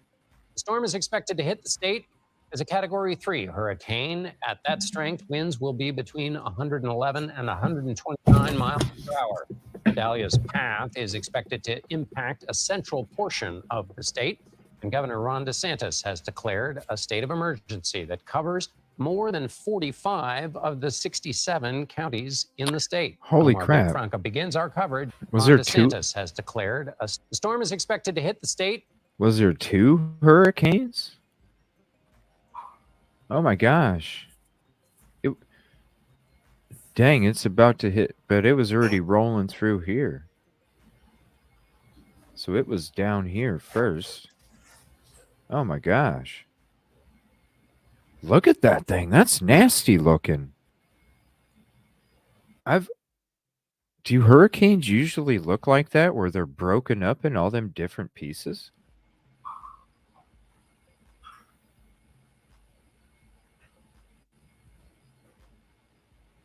Yes. I don't, okay, usually whenever, I don't know, maybe I'm not paying attention when there's hurricanes or something, but usually I thought the hurricanes, it usually had like one part of it that was red if the whole thing wasn't red. But I've never seen it where it was like 1, 2, 3, 4 clumps off the main storm, like huge clumps. What? Jeez. I mean, that thing looks nasty. They said that, they said a hurricane was coming to California, and it didn't really do much. But I mean, this is California. But here, like, I'm looking at it, it looks bad. Oh, it looks, I mean, look at all those, the chunks that are coming off of it. Like, those are almost just as bad as the main storm. Except the one in the bottom. I mean, but that thing's still wicked too. Holy shit. As a Category 3 hurricane. And look, there's another one up and to the right. Wow. What the hell? There's just... That thing, holy shit. At that strength, winds will be between 111 and 129 miles per hour. Idalia's path is expected to impact a central portion of the state. And Governor Ron DeSantis has declared a state of emergency that covers more than 45 of the 60. Brian is in Florida. Florida's going to get hit. Miami and Tampa Bay are going to get hit with different parts of the hurricane. Ruckus rocks. Man, a lot of people in Florida. Jeez. 7 counties in the state. Omar Villafranca begins our coverage from Crystal River, Florida. Idalia's initial impact was felt from the Florida Keys up to Tampa. High winds, heavy rains, and some flooding. The eye of the storm is taking aim at the Big Bend region of Florida's Gulf Coast, which is bracing for hurricane-force winds of at least 111 miles per hour. Authorities urgently telling residents in mobile homes and areas prone to flooding to get out now. The one consistent response from everyone who made the decision to stay is that I will never do that again. So understand that Mother Nature wins every time. In Crystal River, Florida, Dirk Randolph and Amanda Chilcott, along with their dog Lucy, are not taking any chances, with the deadly storm surge expected to reach nearly 15 feet in some areas. Yeah, I'm not worried about the winds. I'm worried about the water. So the water raising, like, that's going to come in the house. It's, it's going to ruin your car. Evacuation orders have been issued for more than 24 counties. In Cedar Key, there's only one bridge to get on and off the island.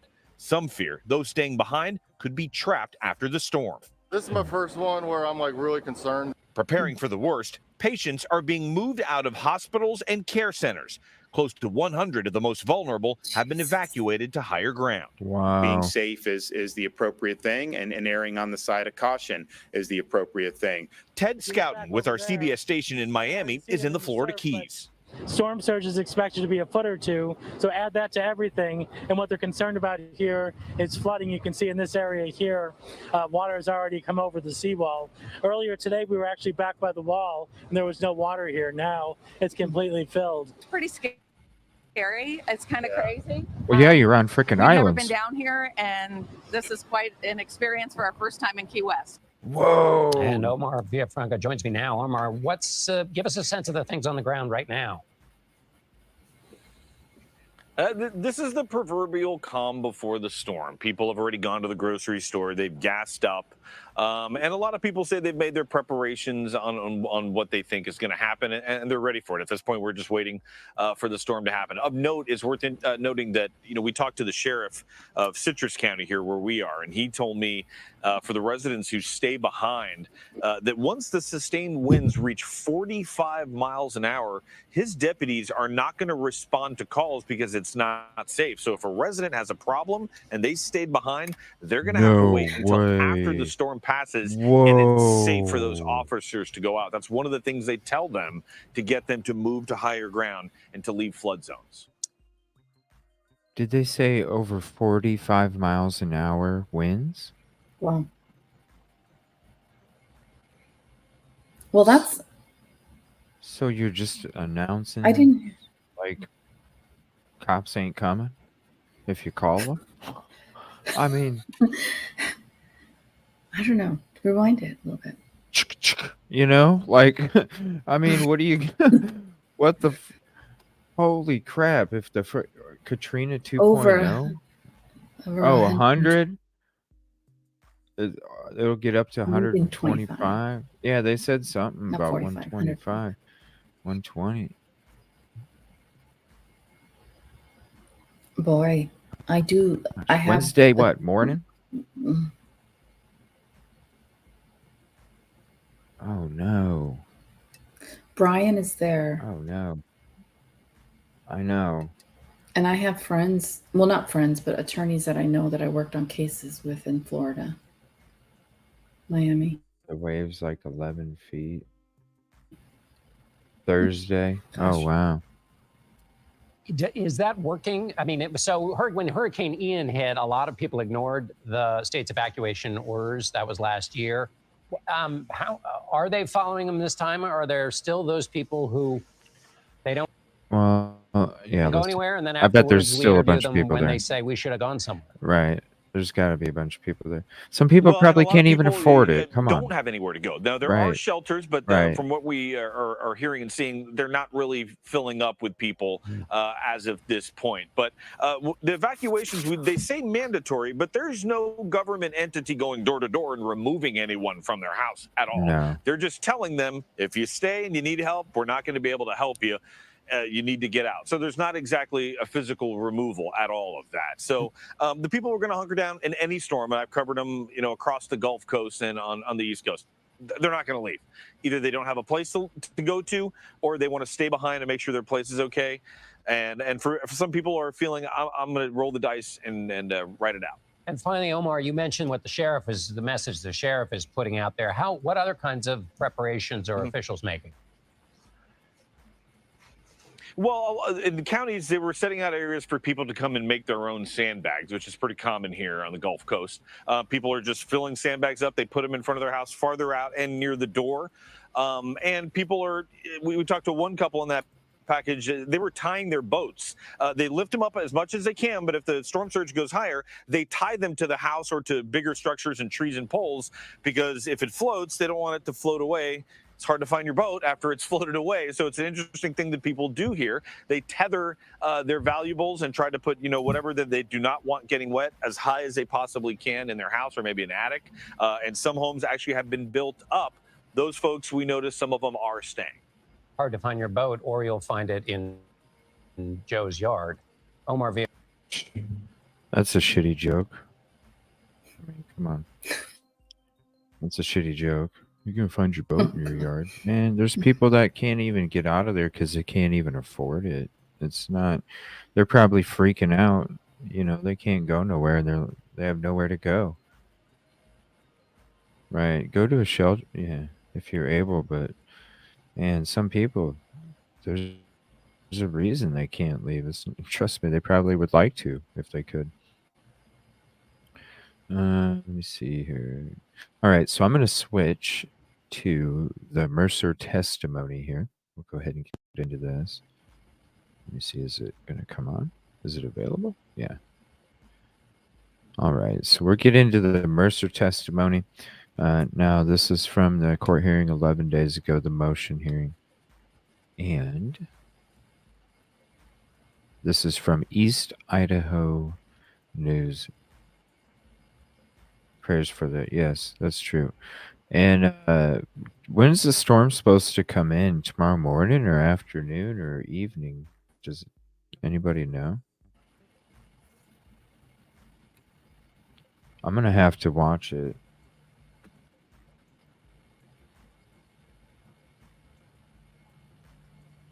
I'm going to have to watch it. I'm going to have to keep updated because, man, I didn't even know it was like that until this afternoon.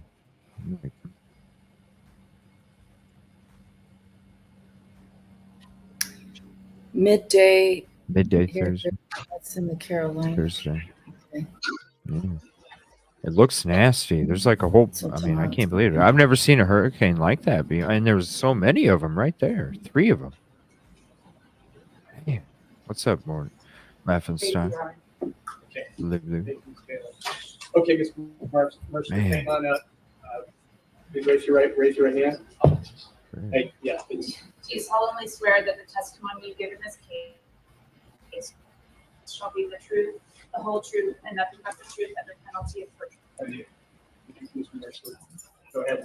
Get some water there. I'll take care of that. So, can I just say something real quick? Once you're seated, please take your hand. You can spell your last. Yeah, I was just going to say that, like, the first part, he talks about his education and qualifications and all of that, and it's kind of boring. So, I mean, you can go through it if you want, but it's just basically he's laying the foundation for his testimony that he's qualified.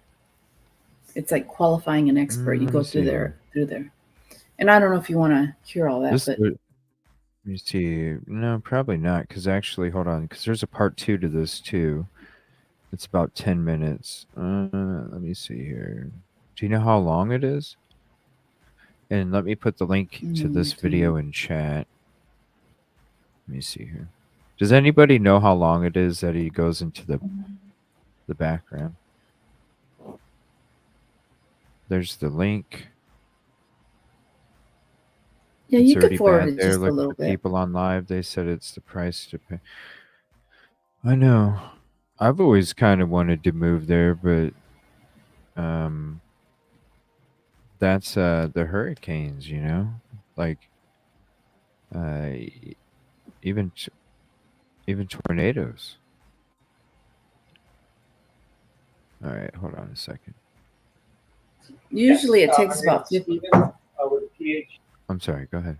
Usually it takes about 15 minutes to go, or 10, 15 minutes to go through all their education. All right, 1 second.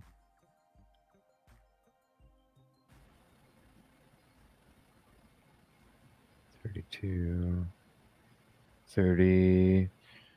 Let me see here. I'll skip ahead about 4 minutes. Yeah, that's good. I began to work closely with DNA scientists. Actually did the wet chemistry work. Had numerous opportunities to tour law enforcement labs, including the NIST lab, as well as Montgomery County's lab, Bodie Technology, Thank you, everybody. the FBI lab, as well. And so I continued working in the field, providing both direct representation in DNA cases as well as consultation through my private practice. And then in 2010, the public defender recruited me to head up the forensics division at Maryland's Office for the Public Defender, which is a statewide public defender system. And then there, I really dived much deeper into the field of DNA forensic litigation at that time. And if there's some questions, I can explain that further. I may ask you some others about that in just a moment. Will you tell me about any publications, any articles? Yes, so I published an article, co-authored an article in Maryland's DNA Databank back in the early 2000s following the State v. Raines decision.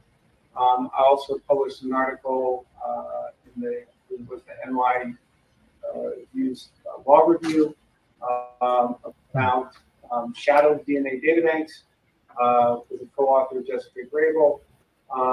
And those are the principal articles with respect to forensic DNA. And DMX.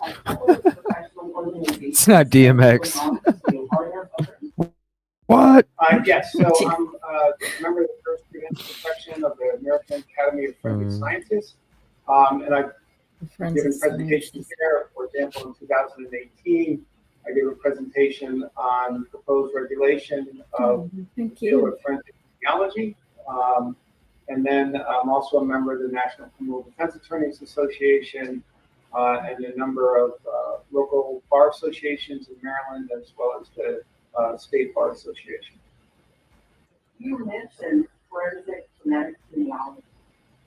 Now, can you tell me your background related to that? So following really the advent of forensic genealogy in 2018, that is when I had the opportunity to litigate cases, criminal cases involving that technique, the testing and the investigation related to the testing, and to receive discovery.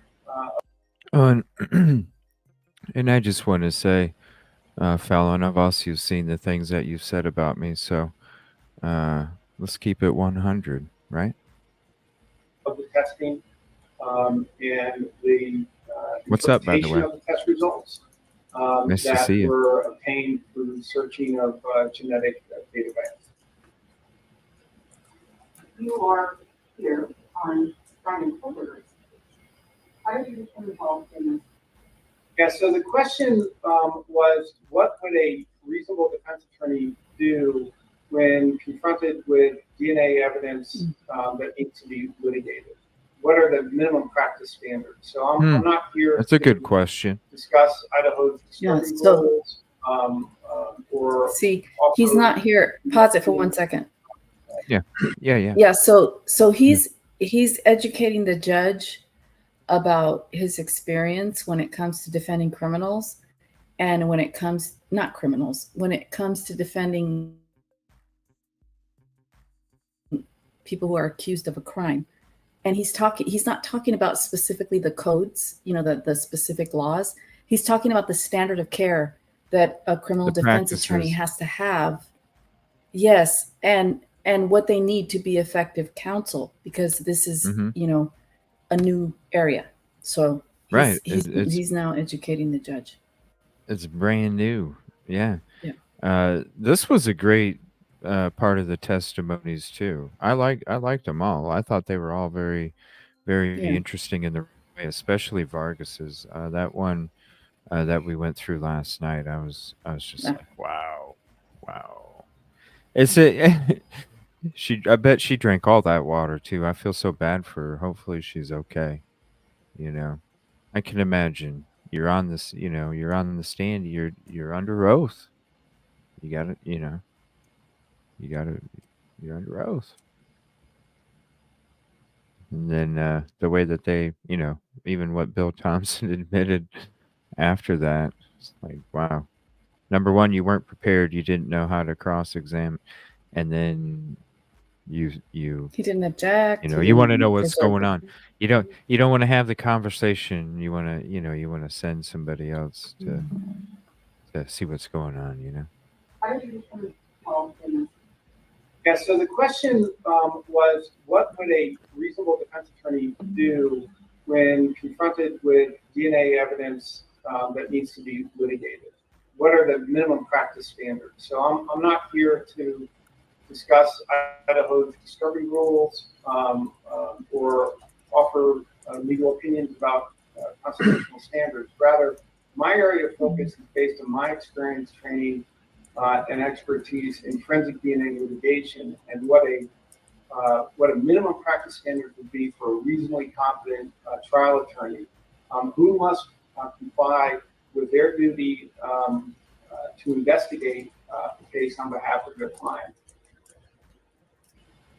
And is that because of what you get when you get genetic genealogy? Well, yes. I mean, forensic evidence is often central in the case, and DNA evidence in particular. And so when there's an item, for example, here of an environmental sample of trace DNA evidence that, as I understand it from reviewing the pleadings, was twice tested, first for an STR profile, and then later for a genomic profile.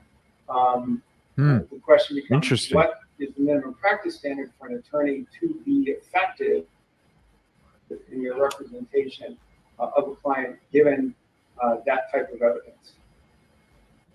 When you're talking about two samples happening, or two tests happening, why should an attorney know about that? Well, there are a number of reasons why it's crucial for the attorney to investigate any testing of evidence that is central to a case. And again, here it's an environmental sample of trace DNA that is being tested. And so it's essential for the attorney to know, for a number of reasons, about the details of the testing and the investigation. When we're talking specifically about forensic genealogy. Number one is there's pretrial concerns. And those pretrial concerns that can be raised would involve suppression issues and potentially Fourth Amendment issues. These are questions that are very much evolving in the state of our litigation. But to understand the viability of a Fourth Amendment challenge, there has to be a factual investigation. There has to be a determination of the conduct that law enforcement undertook during the forensic analysis of the genealogy. So, for example, was it fast and loose? Was there searching of data banks that violated the terms and conditions of those data banks? Was there surreptitious DNA collection from targeted individuals in family trees? So these are very fact-specific inquiries that the attorney must know in formulating a suppression challenge under the Fourth Amendment, because it's all about reasonable expectations of privacy. And what's really critical here to understand, and this is close to me from my litigation, early on, the government and law enforcement's argument was always there are minimal privacy interests at stake because forensic DNA profiles like a fingerprint, and it says nothing about who the person is. But now with forensic genealogy, we're talking about genomic profiles, potentially full genomic profiles, or at the very least a SNP profile, single nucleotide polymorphism profile, single nucleotide polymorphism, an SNP profile that contains a vast amount of information that is very, very private. Yeah, that's what we saw with the CC Moore thing. In the privacy interests that are at stake, and that the attorney needs to understand in investigating the case to assess and to evaluate that suppression issue, that Fourth Amendment issue. So that's one issue pre-trial. There's also concerns about reliability. By reliability, I'm not talking necessarily about the forensic genomic profile, but I'm talking about the STR profile. And again, because as I understand it from the pleadings, there were multiple tests on the same evidence, environmental sample of trace DNA. One produced a STR profile that I understand from the pleadings is represented as being If you could pause it for 1 second, just so I could explain. When he says based on the pleadings, he's talking about paperwork. So there must be paperwork. There has to be. That is, the pleadings are things that you plead to a judge. Yeah. So the pleadings are things that you plead, to a judge. So there has to be some kind of paperwork that's there, but it's incomplete. In other words, there's things that need to be asked for to get, and if they don't have it, then that's a problem. So the pleadings are like, I'm pleading to the judge for this. So when they're talking about pleadings, it's a legal document, usually involving pleading to the judge. So it could be information like in a probable cause affidavit, in a complaint. You're pleading certain things. You're pleading allegations. So if they're pleading allegations and they don't have the stuff to back it up, that's a problem. But that's why the defense attorney needs the backup information. Anyway, that's all. Right. No, that's true. Got it. Yeah.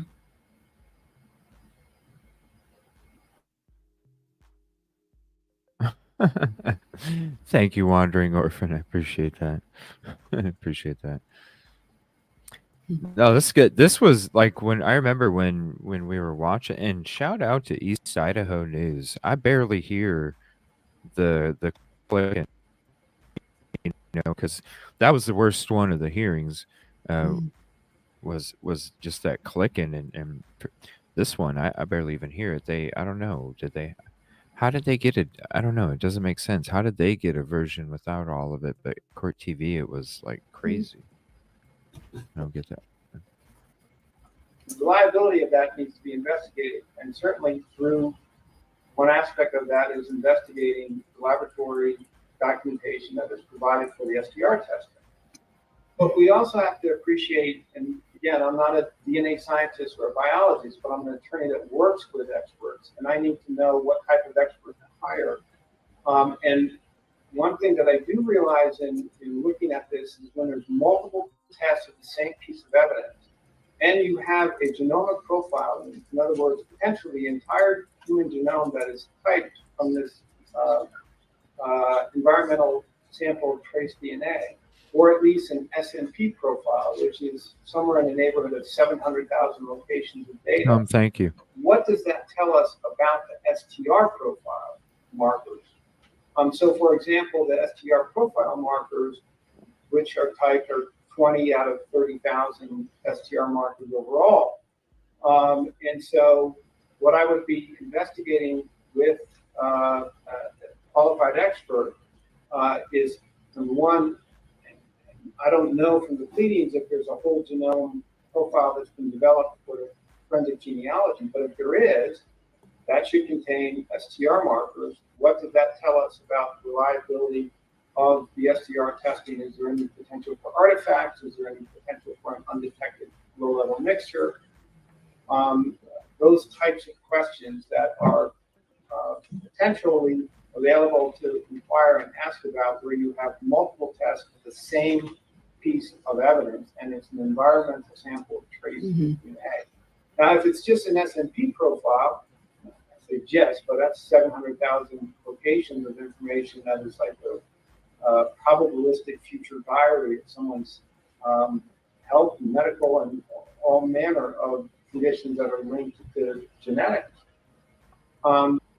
That may not have the STR markers in it itself, but it will have information, SNP markers in the neighborhood of, so to speak, of STR markers that will also shed light potentially on those STR markers and the reliability of those STR markers.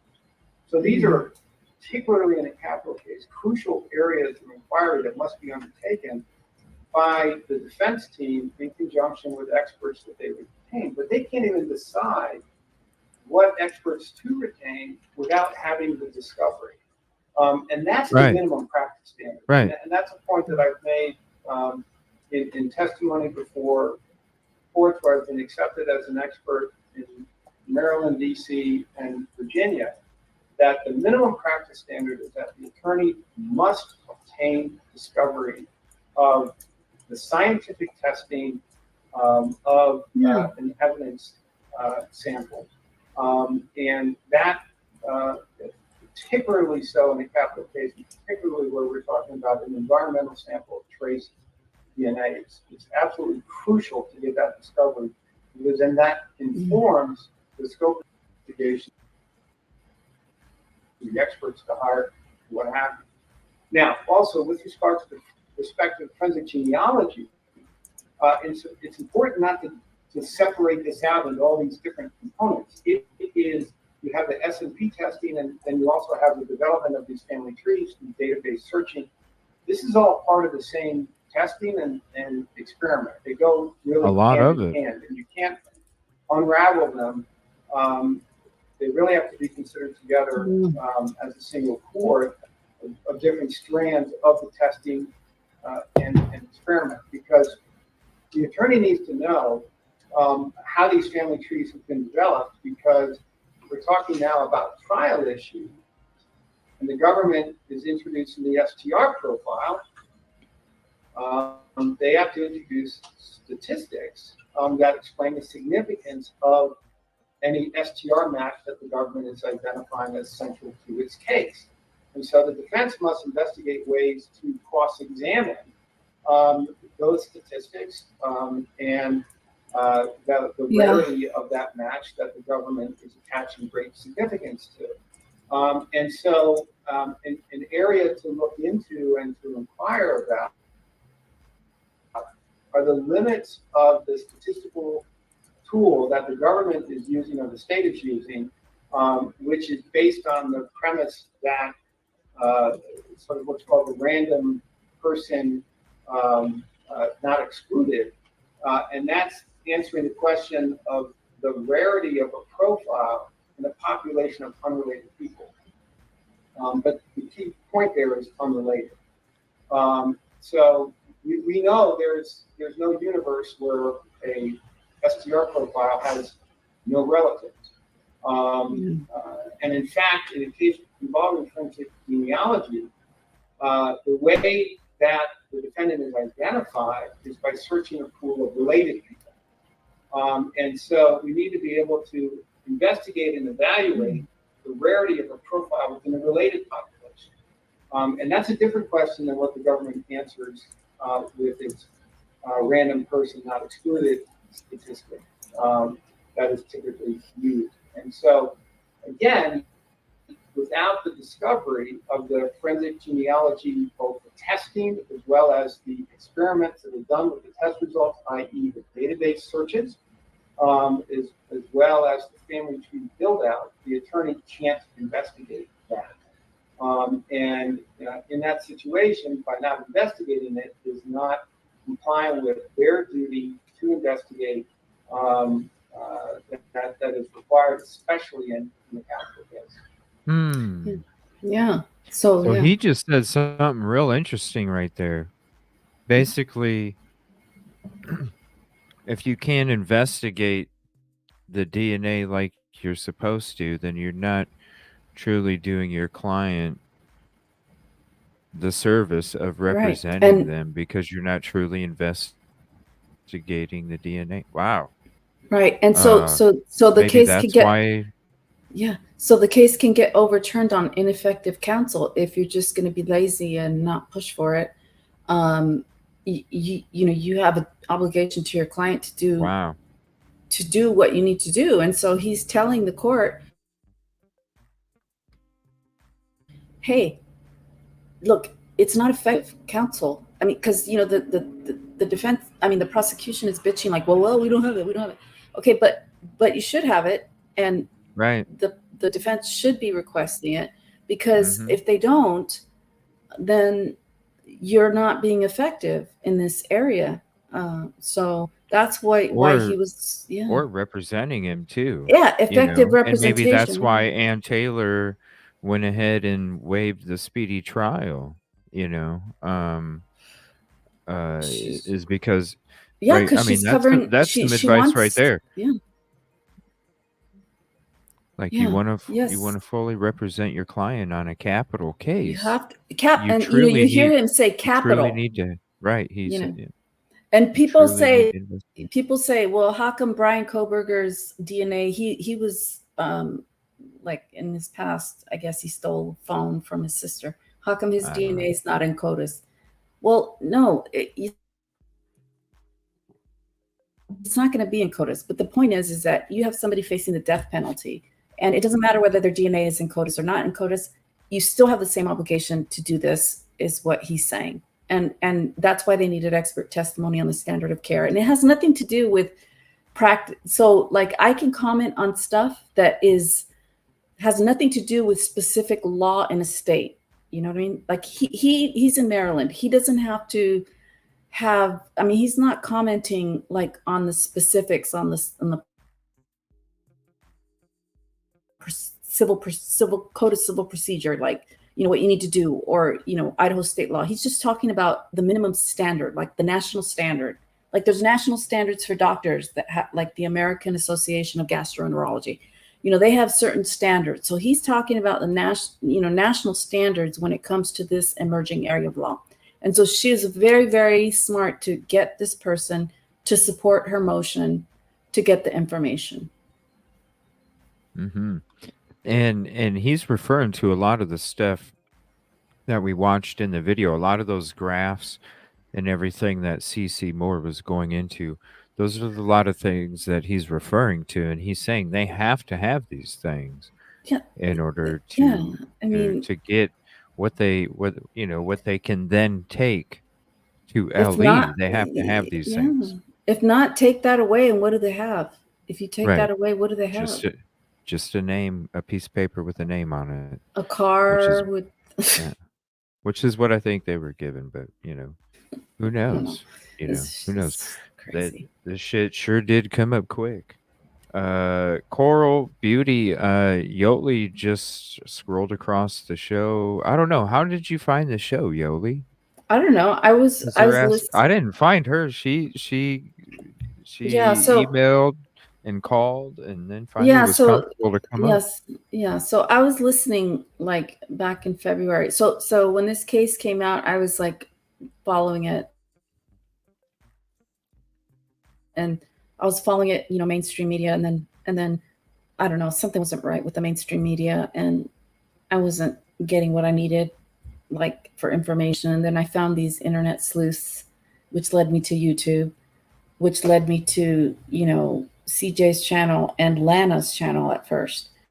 And so shout out to her too. So I would be walking my dog and listening, and just listening, and I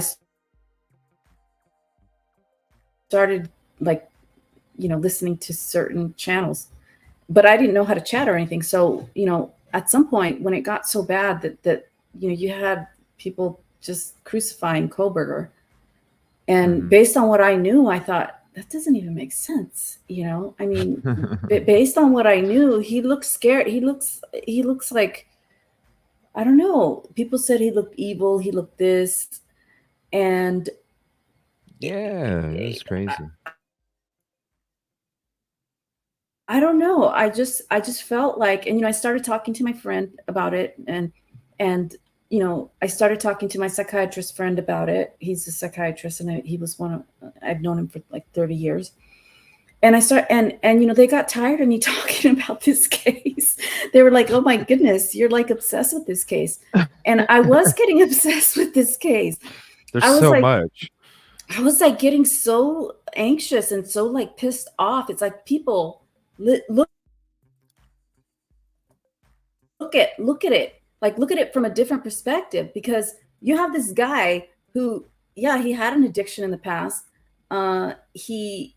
His neighbor, and this is before anything, his neighbors said he was up cleaning, okay, in the middle of the night. There was issues about him not wanting to eat in pans that had meat, and I don't even know if that's true. Like, I'm just listening to certain facts. Or plates. Yeah. I'm just listening to certain, even if they were washed, facts. They may not be true, and I may be wrong, but I'm listening to certain facts. Yeah. So I'm listening to certain facts, and and you see him, he's very meticulous, and it seemed to me like, there was some other stuff that I brought up, and now I can't remember, but it was, and because I did work with mental illness, people who are suffering from mental illness before I became an attorney. So I took care of people who are in a locked, psychiatric and, hospital, and people with severe OCD, people with like, I can't diagnose, but I have experience dealing with people like that. And he just seemed so much like that. He seemed so much like that he was deteriorating, because this was his first time away from home. That's another fact. And he was in a place where he didn't know anybody. And I think his father even said, please, he told somebody, please make friends with him, things like that. And he was getting more OCD. That's how I saw it. I mean, that doesn't translate into killing people. In fact, the OCD person is not going to go over there and get all bloody and get all up close and personal with bodily fluids. I just don't see it. I don't see it. And so I had to call. I felt like I had to get it out. So I was calling CJ's channel on a Friday night. I was like, it was so cool. Yeah. Because, people got tired of me talking about it, and I just couldn't let it go. I was like OCD myself on this case.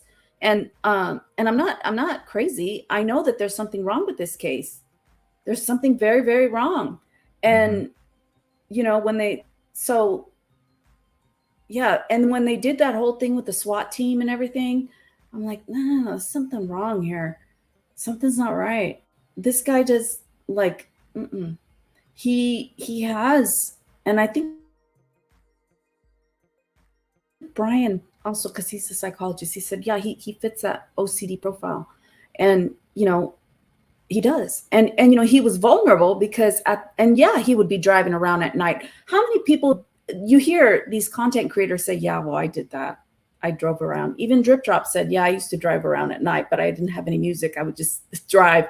It's not a crime to drive around. No, I mean, I used to do it for my anxiety, for sure. And speaking of when she was and maybe talking, the facts that there's I'm a lot of basing this people that on have are done not it, true. Yeah, there's a lot of people. And then you have, so you have that he wanted to be a law enforcement officer. So, and Brian today was bringing something up in Lana's channel. I was off and on listening. Brian was bringing up, Brian Hoffman. He was bringing up, but he was day drinking, so he was. There's that call with Yoli when she first called in the show. If you guys want to go listen to it, there's the video. But oh my God. Anyway, he's there it is. He's really he knows. So anyway, so he was saying Washington State University security, just like what I said. He was saying there's something about Washington State University police. And, when I think about it, yes, they were the ones who first reported his car in the parking lot. Yeah. They said, we have this. He was friends, I heard. It may not be true, but he had ties with the security guard at Washington State University. That's what I heard. And I don't know if that's true. But you look at how he became a suspect, I would think you'd want to interview the person who identified his car and ask him, are you friends with the Idaho PD? Do you know them? Do you socialize with them? I want to know what your relationship is with the Idaho local PD. Did you have communications with them about Mr. Kohlberger's vehicle? And when you reported it, other than reporting that it was a white Elantra, what else did you say? What did they say to you? All these things that you'd want to know, because the Washington State Police, the Washington State University Police were also involved in Brent Kopaka's thing with that. And I think maybe one of them was SWAT team, but I don't know.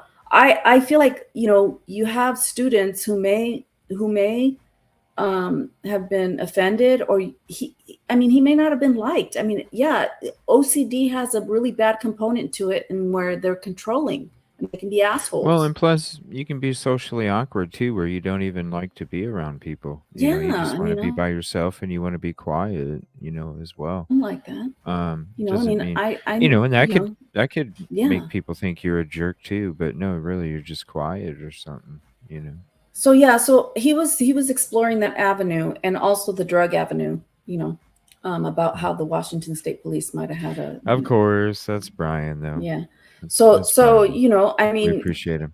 Yeah. So that's how I got involved, because I felt like, I always say, I felt like I needed to let it out. Like I needed to say my piece. It's like, you guys, look at this person. And then to have other content creators talking about his mother's posts pre-arrest, and analyzing his mother's posts. About the death. But other stuff regarding him, and it's just it was all ridiculous. You know what? I almost, like, I've always thought that, because Ashley Banfield back then, I remember her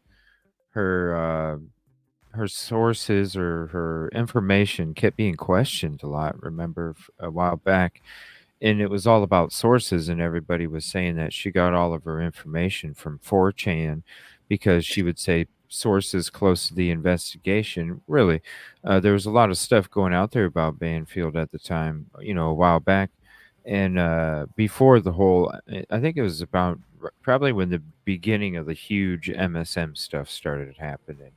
It started over there, and and I kind of remember like, Yeah. you know, it almost like you could kind of sense it a little bit, but then I don't know. I kind of still checked her out at that time, but it definitely some things were off.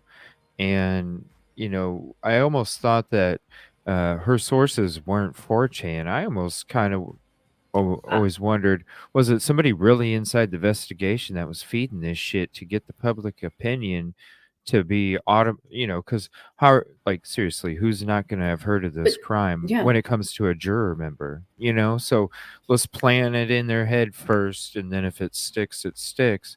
Of course people are going to say no, I'm innocent until proven guilty. But I mean, hell, we've heard of juror members, when they weren't coming in with the right intentions, or lied to the court, when it Yeah. came to how they felt about something, or their background or whatever.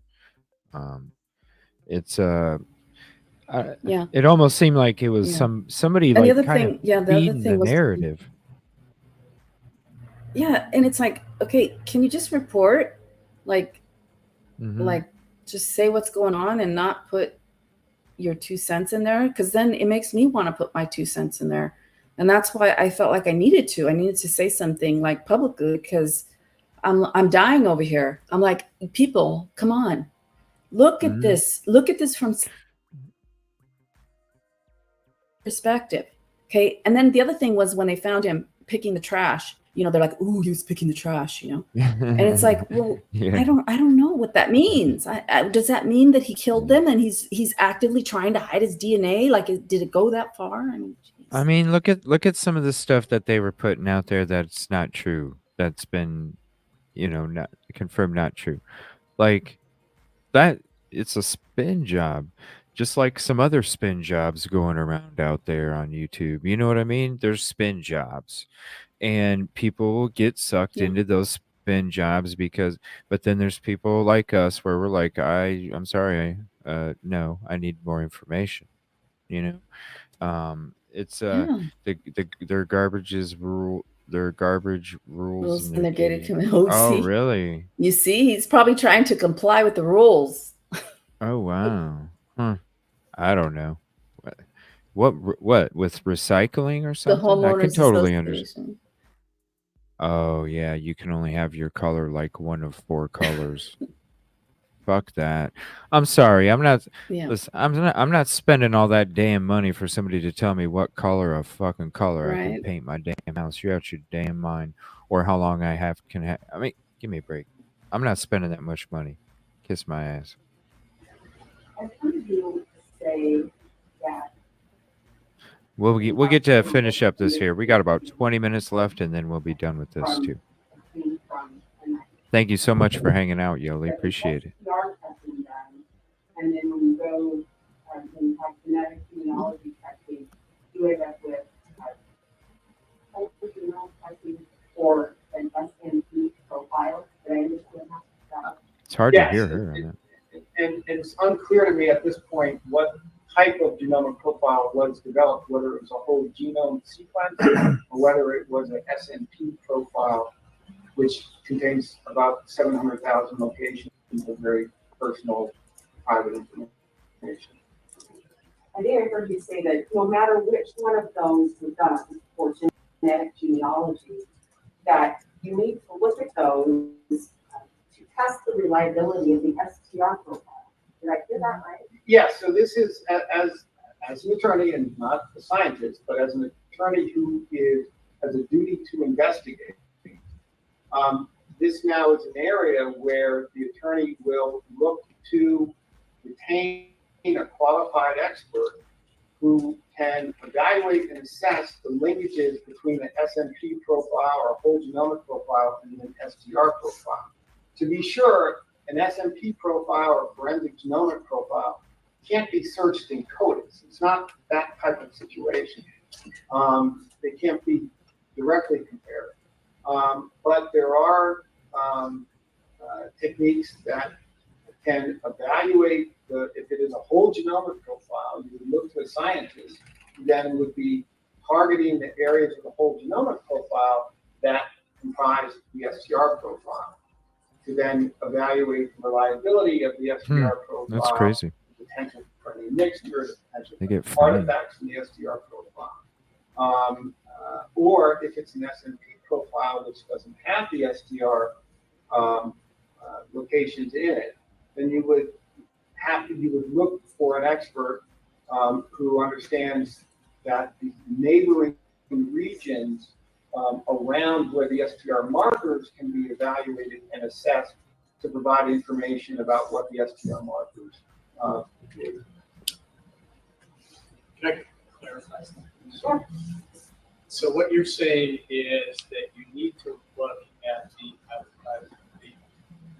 qualified scientists. We have to look at the SNP profile to compare it to the STP profile for reliability of the STP profile. Damn, Judge. The STR profile. STR. Yes, so there could be clues, absolutely, that could be discerned from an analysis. Go ahead. I'm impressed with the judge in this spot here, man. That's some good questions right there.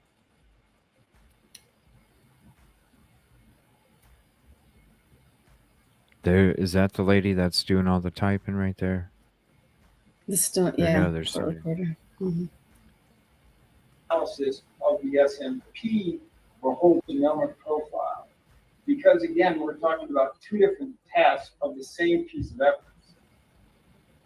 And there have been in peer-reviewed publication. I mean, one that comes to mind is Jae-Wah Kim, who published in the journal Cell about how an SMP profile can be linked to an STR profile, and that's by zeroing in on sort of the neighboring regions and examining those. So again, I'm not a biologist or a scientist, but I'm an attorney, who has a duty to investigate, and to investigate requires hiring experts.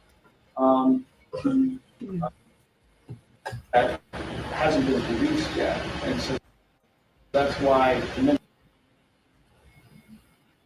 What the heck? Practice standard is to give that discovery, so that the attorney can then assess that discovery and then retain a qualified scientist.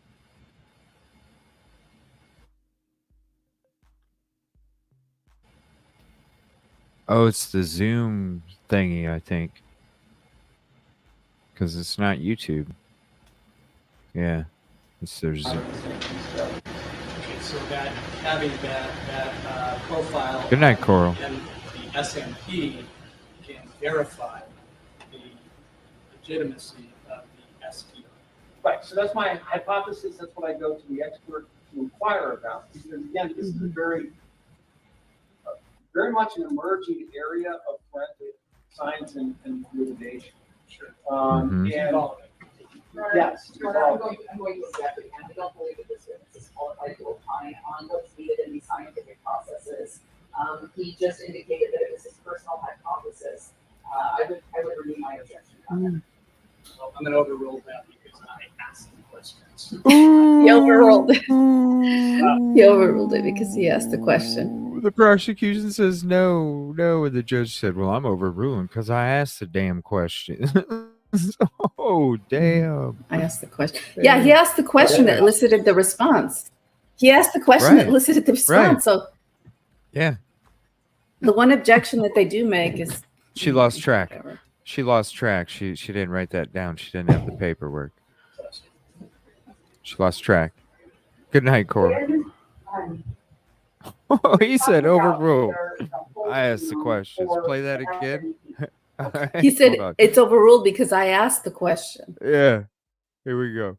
Hold on. Oh, he looks. That's he asked the question that elicited the response. So it's like, and how dare you object? And how dare you object to the judge's question? Come on. You need to be objecting to the attorney's question, not the judge. You give the judge the focus. So stupid. I go to the expert to take notes. About, because again, this is that way you don't lose focus. Very much take an notes. emerging area of forensic science and litigation. Sure. And yes, I'm going to exactly. I don't believe that this witness is qualified to opine on what's needed in these scientific processes. He just indicated that it was his personal hypothesis. No, it's not. He never said he was. Well, I'm going to overrule that because I asked the questions. Go ahead, ask your next question. Focus. When I'm talking about either the whole genome or the SNP profile, am I looking for just like a sheet of paper that has a bunch of numbers on it, or is there a packet of information that I need to go to my expert? No, you need the raw data of the profile along with, it's similar to the sort of data that you obtain for the SDR test. You get the raw data of the profile, you get the laboratory protocols, you get all the bench notes, how the profile was generated, but also you should get the discovery about how the profile was then searched in different databases and family trees. What's up, Grizz? Shout out, bro. That was going to be my next question. I heard you say that we can't look at this whole genome sequencing or the SNP in one category and then look at the building the tree to identify from. And I'm putting the coffee cup up there because it's got the zoom in on Koberger and people analyze the jaw. And again, why is Ann Taylor wearing a COVID mask? Just saying. Oh, because she was sick. I thought she was sick. I don't know. There's a lot That's of what I people heard. getting COVID these days. What's up, Grizz? Thanks for hopping in, buddy. From the genetic genealogy piece, the genealogist piece, in its own separate areas. They're not two separate lanes that they combine. Yes, they go hand in hand. You do one or the other. I mean, they go together. Why? I'm sorry? Can you tell me why? Can you explain why you say they go together? Why you both? Oh, well, the SNP profile is what is searched in the ancestry database to then identify, potential relatives, and then family trees are built out. That's the object of the SNP testing. What's important to know from a defense perspective in terms of trial work and potential areas of cross-examination, the government is going to be introducing a statistic that is premised on the assumption of an unrelated universe of people. So what's the chance of finding a profile in a population where there's no relationship, relatedness between that profile and anyone in that universe? And so I can't believe them. From talking about this whole concept of friendship genealogy, people who are related have similar DNA. And so the statistics change when you are talking about the chance of finding a profile within a related pool or related universe of individuals. And that's a legitimate area of inquiry on cross-examination for the defense to demonstrate the limitations of the statistical questions that the state is presenting to its expert witness. And to do that, you need to know, for example, who the population of related people are, who is often, from my work on the forensic genealogy, what I've seen is that when a match is found, when the STR match is found, then all building out, all further testing stops on the forensic genealogy side. And so it's important to know who hasn't been tested on the related person side in terms of developing cross-examination. Oh, all right. That's where is it going to cut out? There's a part 2 coming up, and then there's just about 10 minutes left of this. Okay, so that's where it cuts out. Now we're going to switch back to this. This is the part 2. I'll share this link in chat as well. This is East Idaho News. An SNP profile can be linked to an STR profile. And that's by zeroing in on sort of the neighboring regions and examine the bill. So again, I'm not a biologist or scientist, but I'm an attorney, who has a duty to investigate, and to investigate requires hiring experts to I miss your lives, man. examine this data, this discovery that hasn't been produced yet, and so that's why minimum practice standards. Hanging out while I'm at work and shit. So that the attorney can then assess that discovery and then retain a qualified scientist to help understand the extent to which the SMP testing will shed light on the reliability of the STR testing that has already been done at the St. Louis County. So that having that profile. Go ahead. And SM. Go ahead. Let me see here. Did you want to say something, Yoli? No. Sorry, no. I No? was just listening. Okay.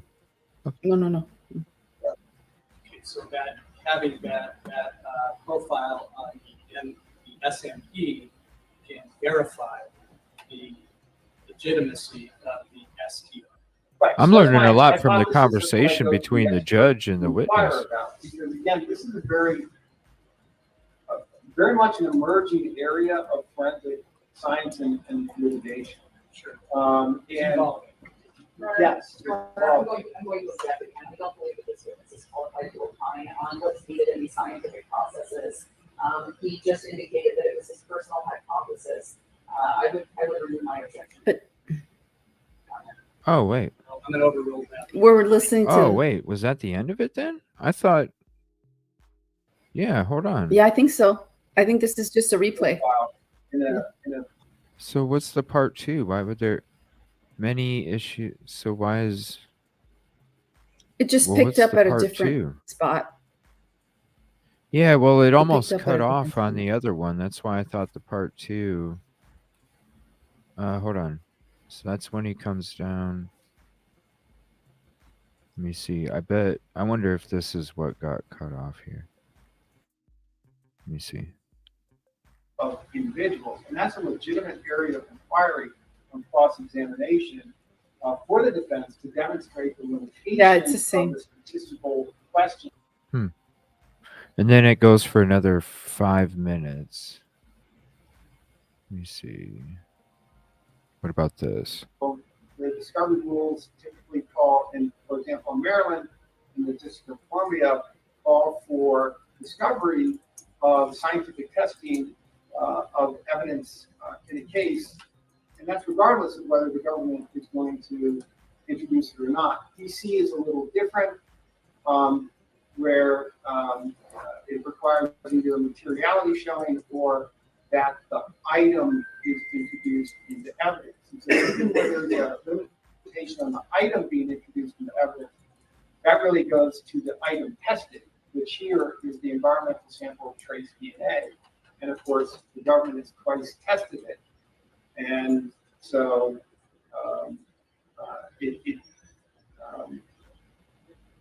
for the attorney to be able to fulfill their duty to investigate and satisfy the minimum practice standards, they should have access to the scientific testing of that item of evidence, which is central to the case. Just 1 minute.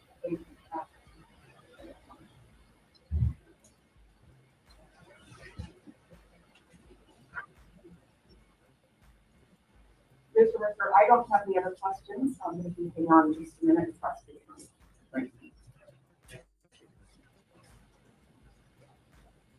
All right, well, that's it for that. That was kind of, I kind of learned more from the conversation with the judge and Yeah, he got to Mercer the point. Yeah. You know? Yeah, Yeah, like he it's was asking the questions that we would have asked after writing our notes down. Yes. So yeah, and then the prosecution objects. It's like, oh my god. Mm-hmm. Yeah, They objected focus. to the judge's The question. judge just asked the question, and then after the question's done, then she says that after he's getting into another one. It's like, what are you doing? Focus. Yeah. Well. I want to share this here real quick. So here's the current data for the storm that's coming here.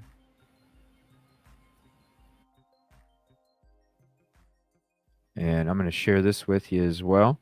So until you get Ryan Hall, y'all, there's a little link for you to kind of keep updated on the current situations, the current future track models, just updated information until you get Ryan Hall, y'all, on.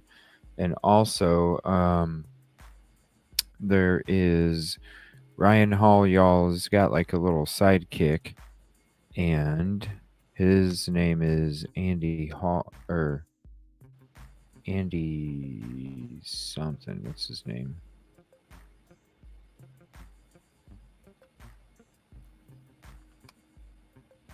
One second.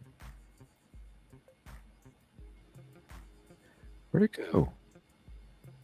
Andy Hill. Meteorologist Andy Hill. So I'll go ahead and share. I'm not going to click on the live link, but here's this real quick. That's Andy Hill. He does help with Ryan Hall, y'all, and he kind of streams later on in the evening. I think he's in like an earlier time zone, because usually when Hall's going down, he ends up popping up, and he kind of streams late into the night and in the very early morning. So definitely go check him out too. They got their own personalities, but definitely got the same kind of information, the same kind of setup. Please be safe out there, everybody. Oh, look at that. It's gone all the way through Georgia, South Carolina, North Carolina. It's going, man. Wow, look at all that area. Whoa. What the hell? When have you seen gray and black over red? I don't know what that means. It means it's worse than that dark red shit. Damn. And all three of them right there. And there's a little chunk right there. It's already at 110 mile an hour winds.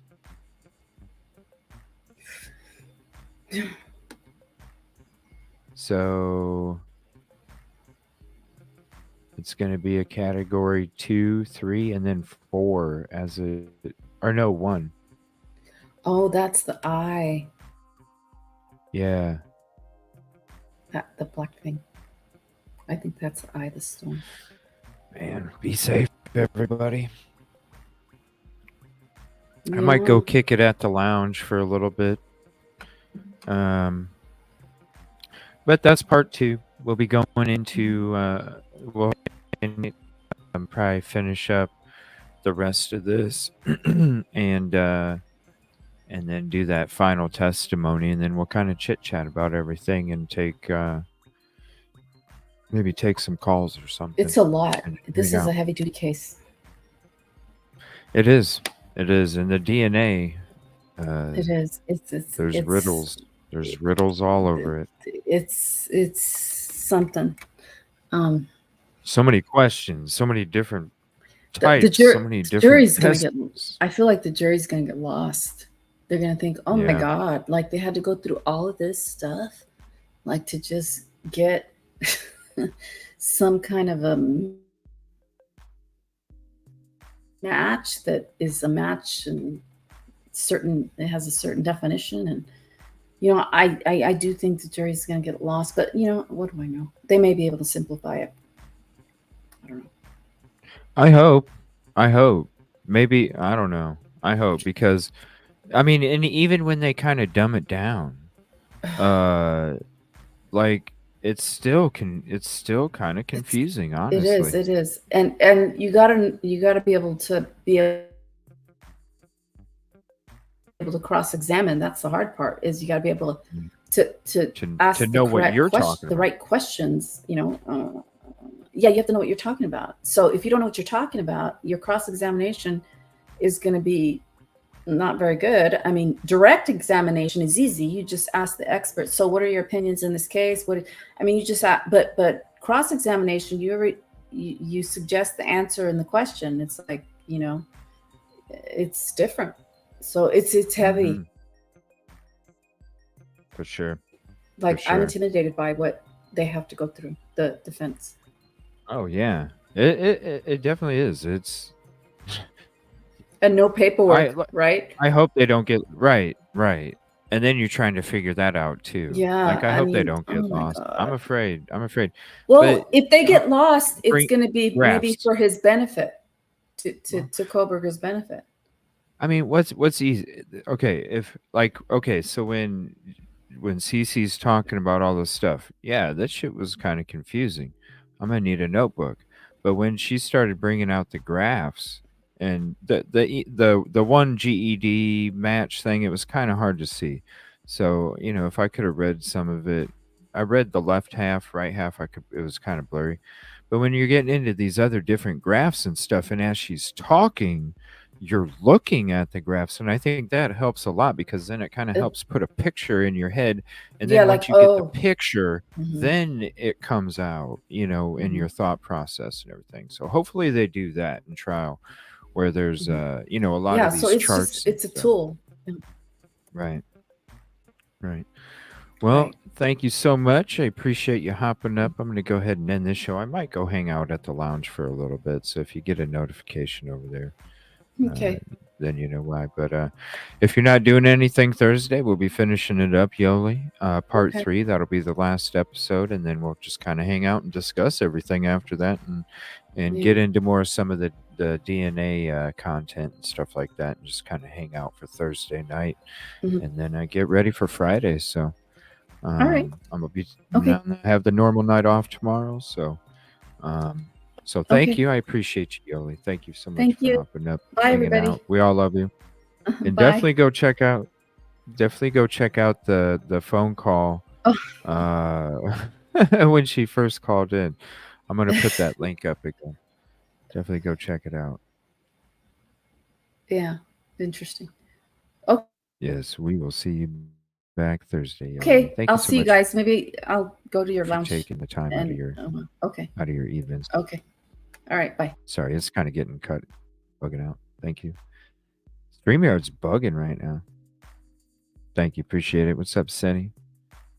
Yeah, definitely. That's the first time Yoli called in, and I feel bad because when I got that link to share right there, it played like the first couple seconds, and I like totally butchered the first name. So as soon as you watch that, if you do, you'll see that the name's butchered. But I just want to say thank you all for hanging out. I appreciate your company, your conversation. I hope you have a peaceful evening. And I'll be off tomorrow night, but we'll be back Thursday. We got some stuff coming out Friday, and then we got stuff coming out Saturday, and so on. Glad to be back to the content. I appreciate you guys so much. And we'll see you Thursday. Or maybe at the lounge, because I think I might go hang out for a little bit. I don't know. We'll see what's up. Thank you, everybody. Good night.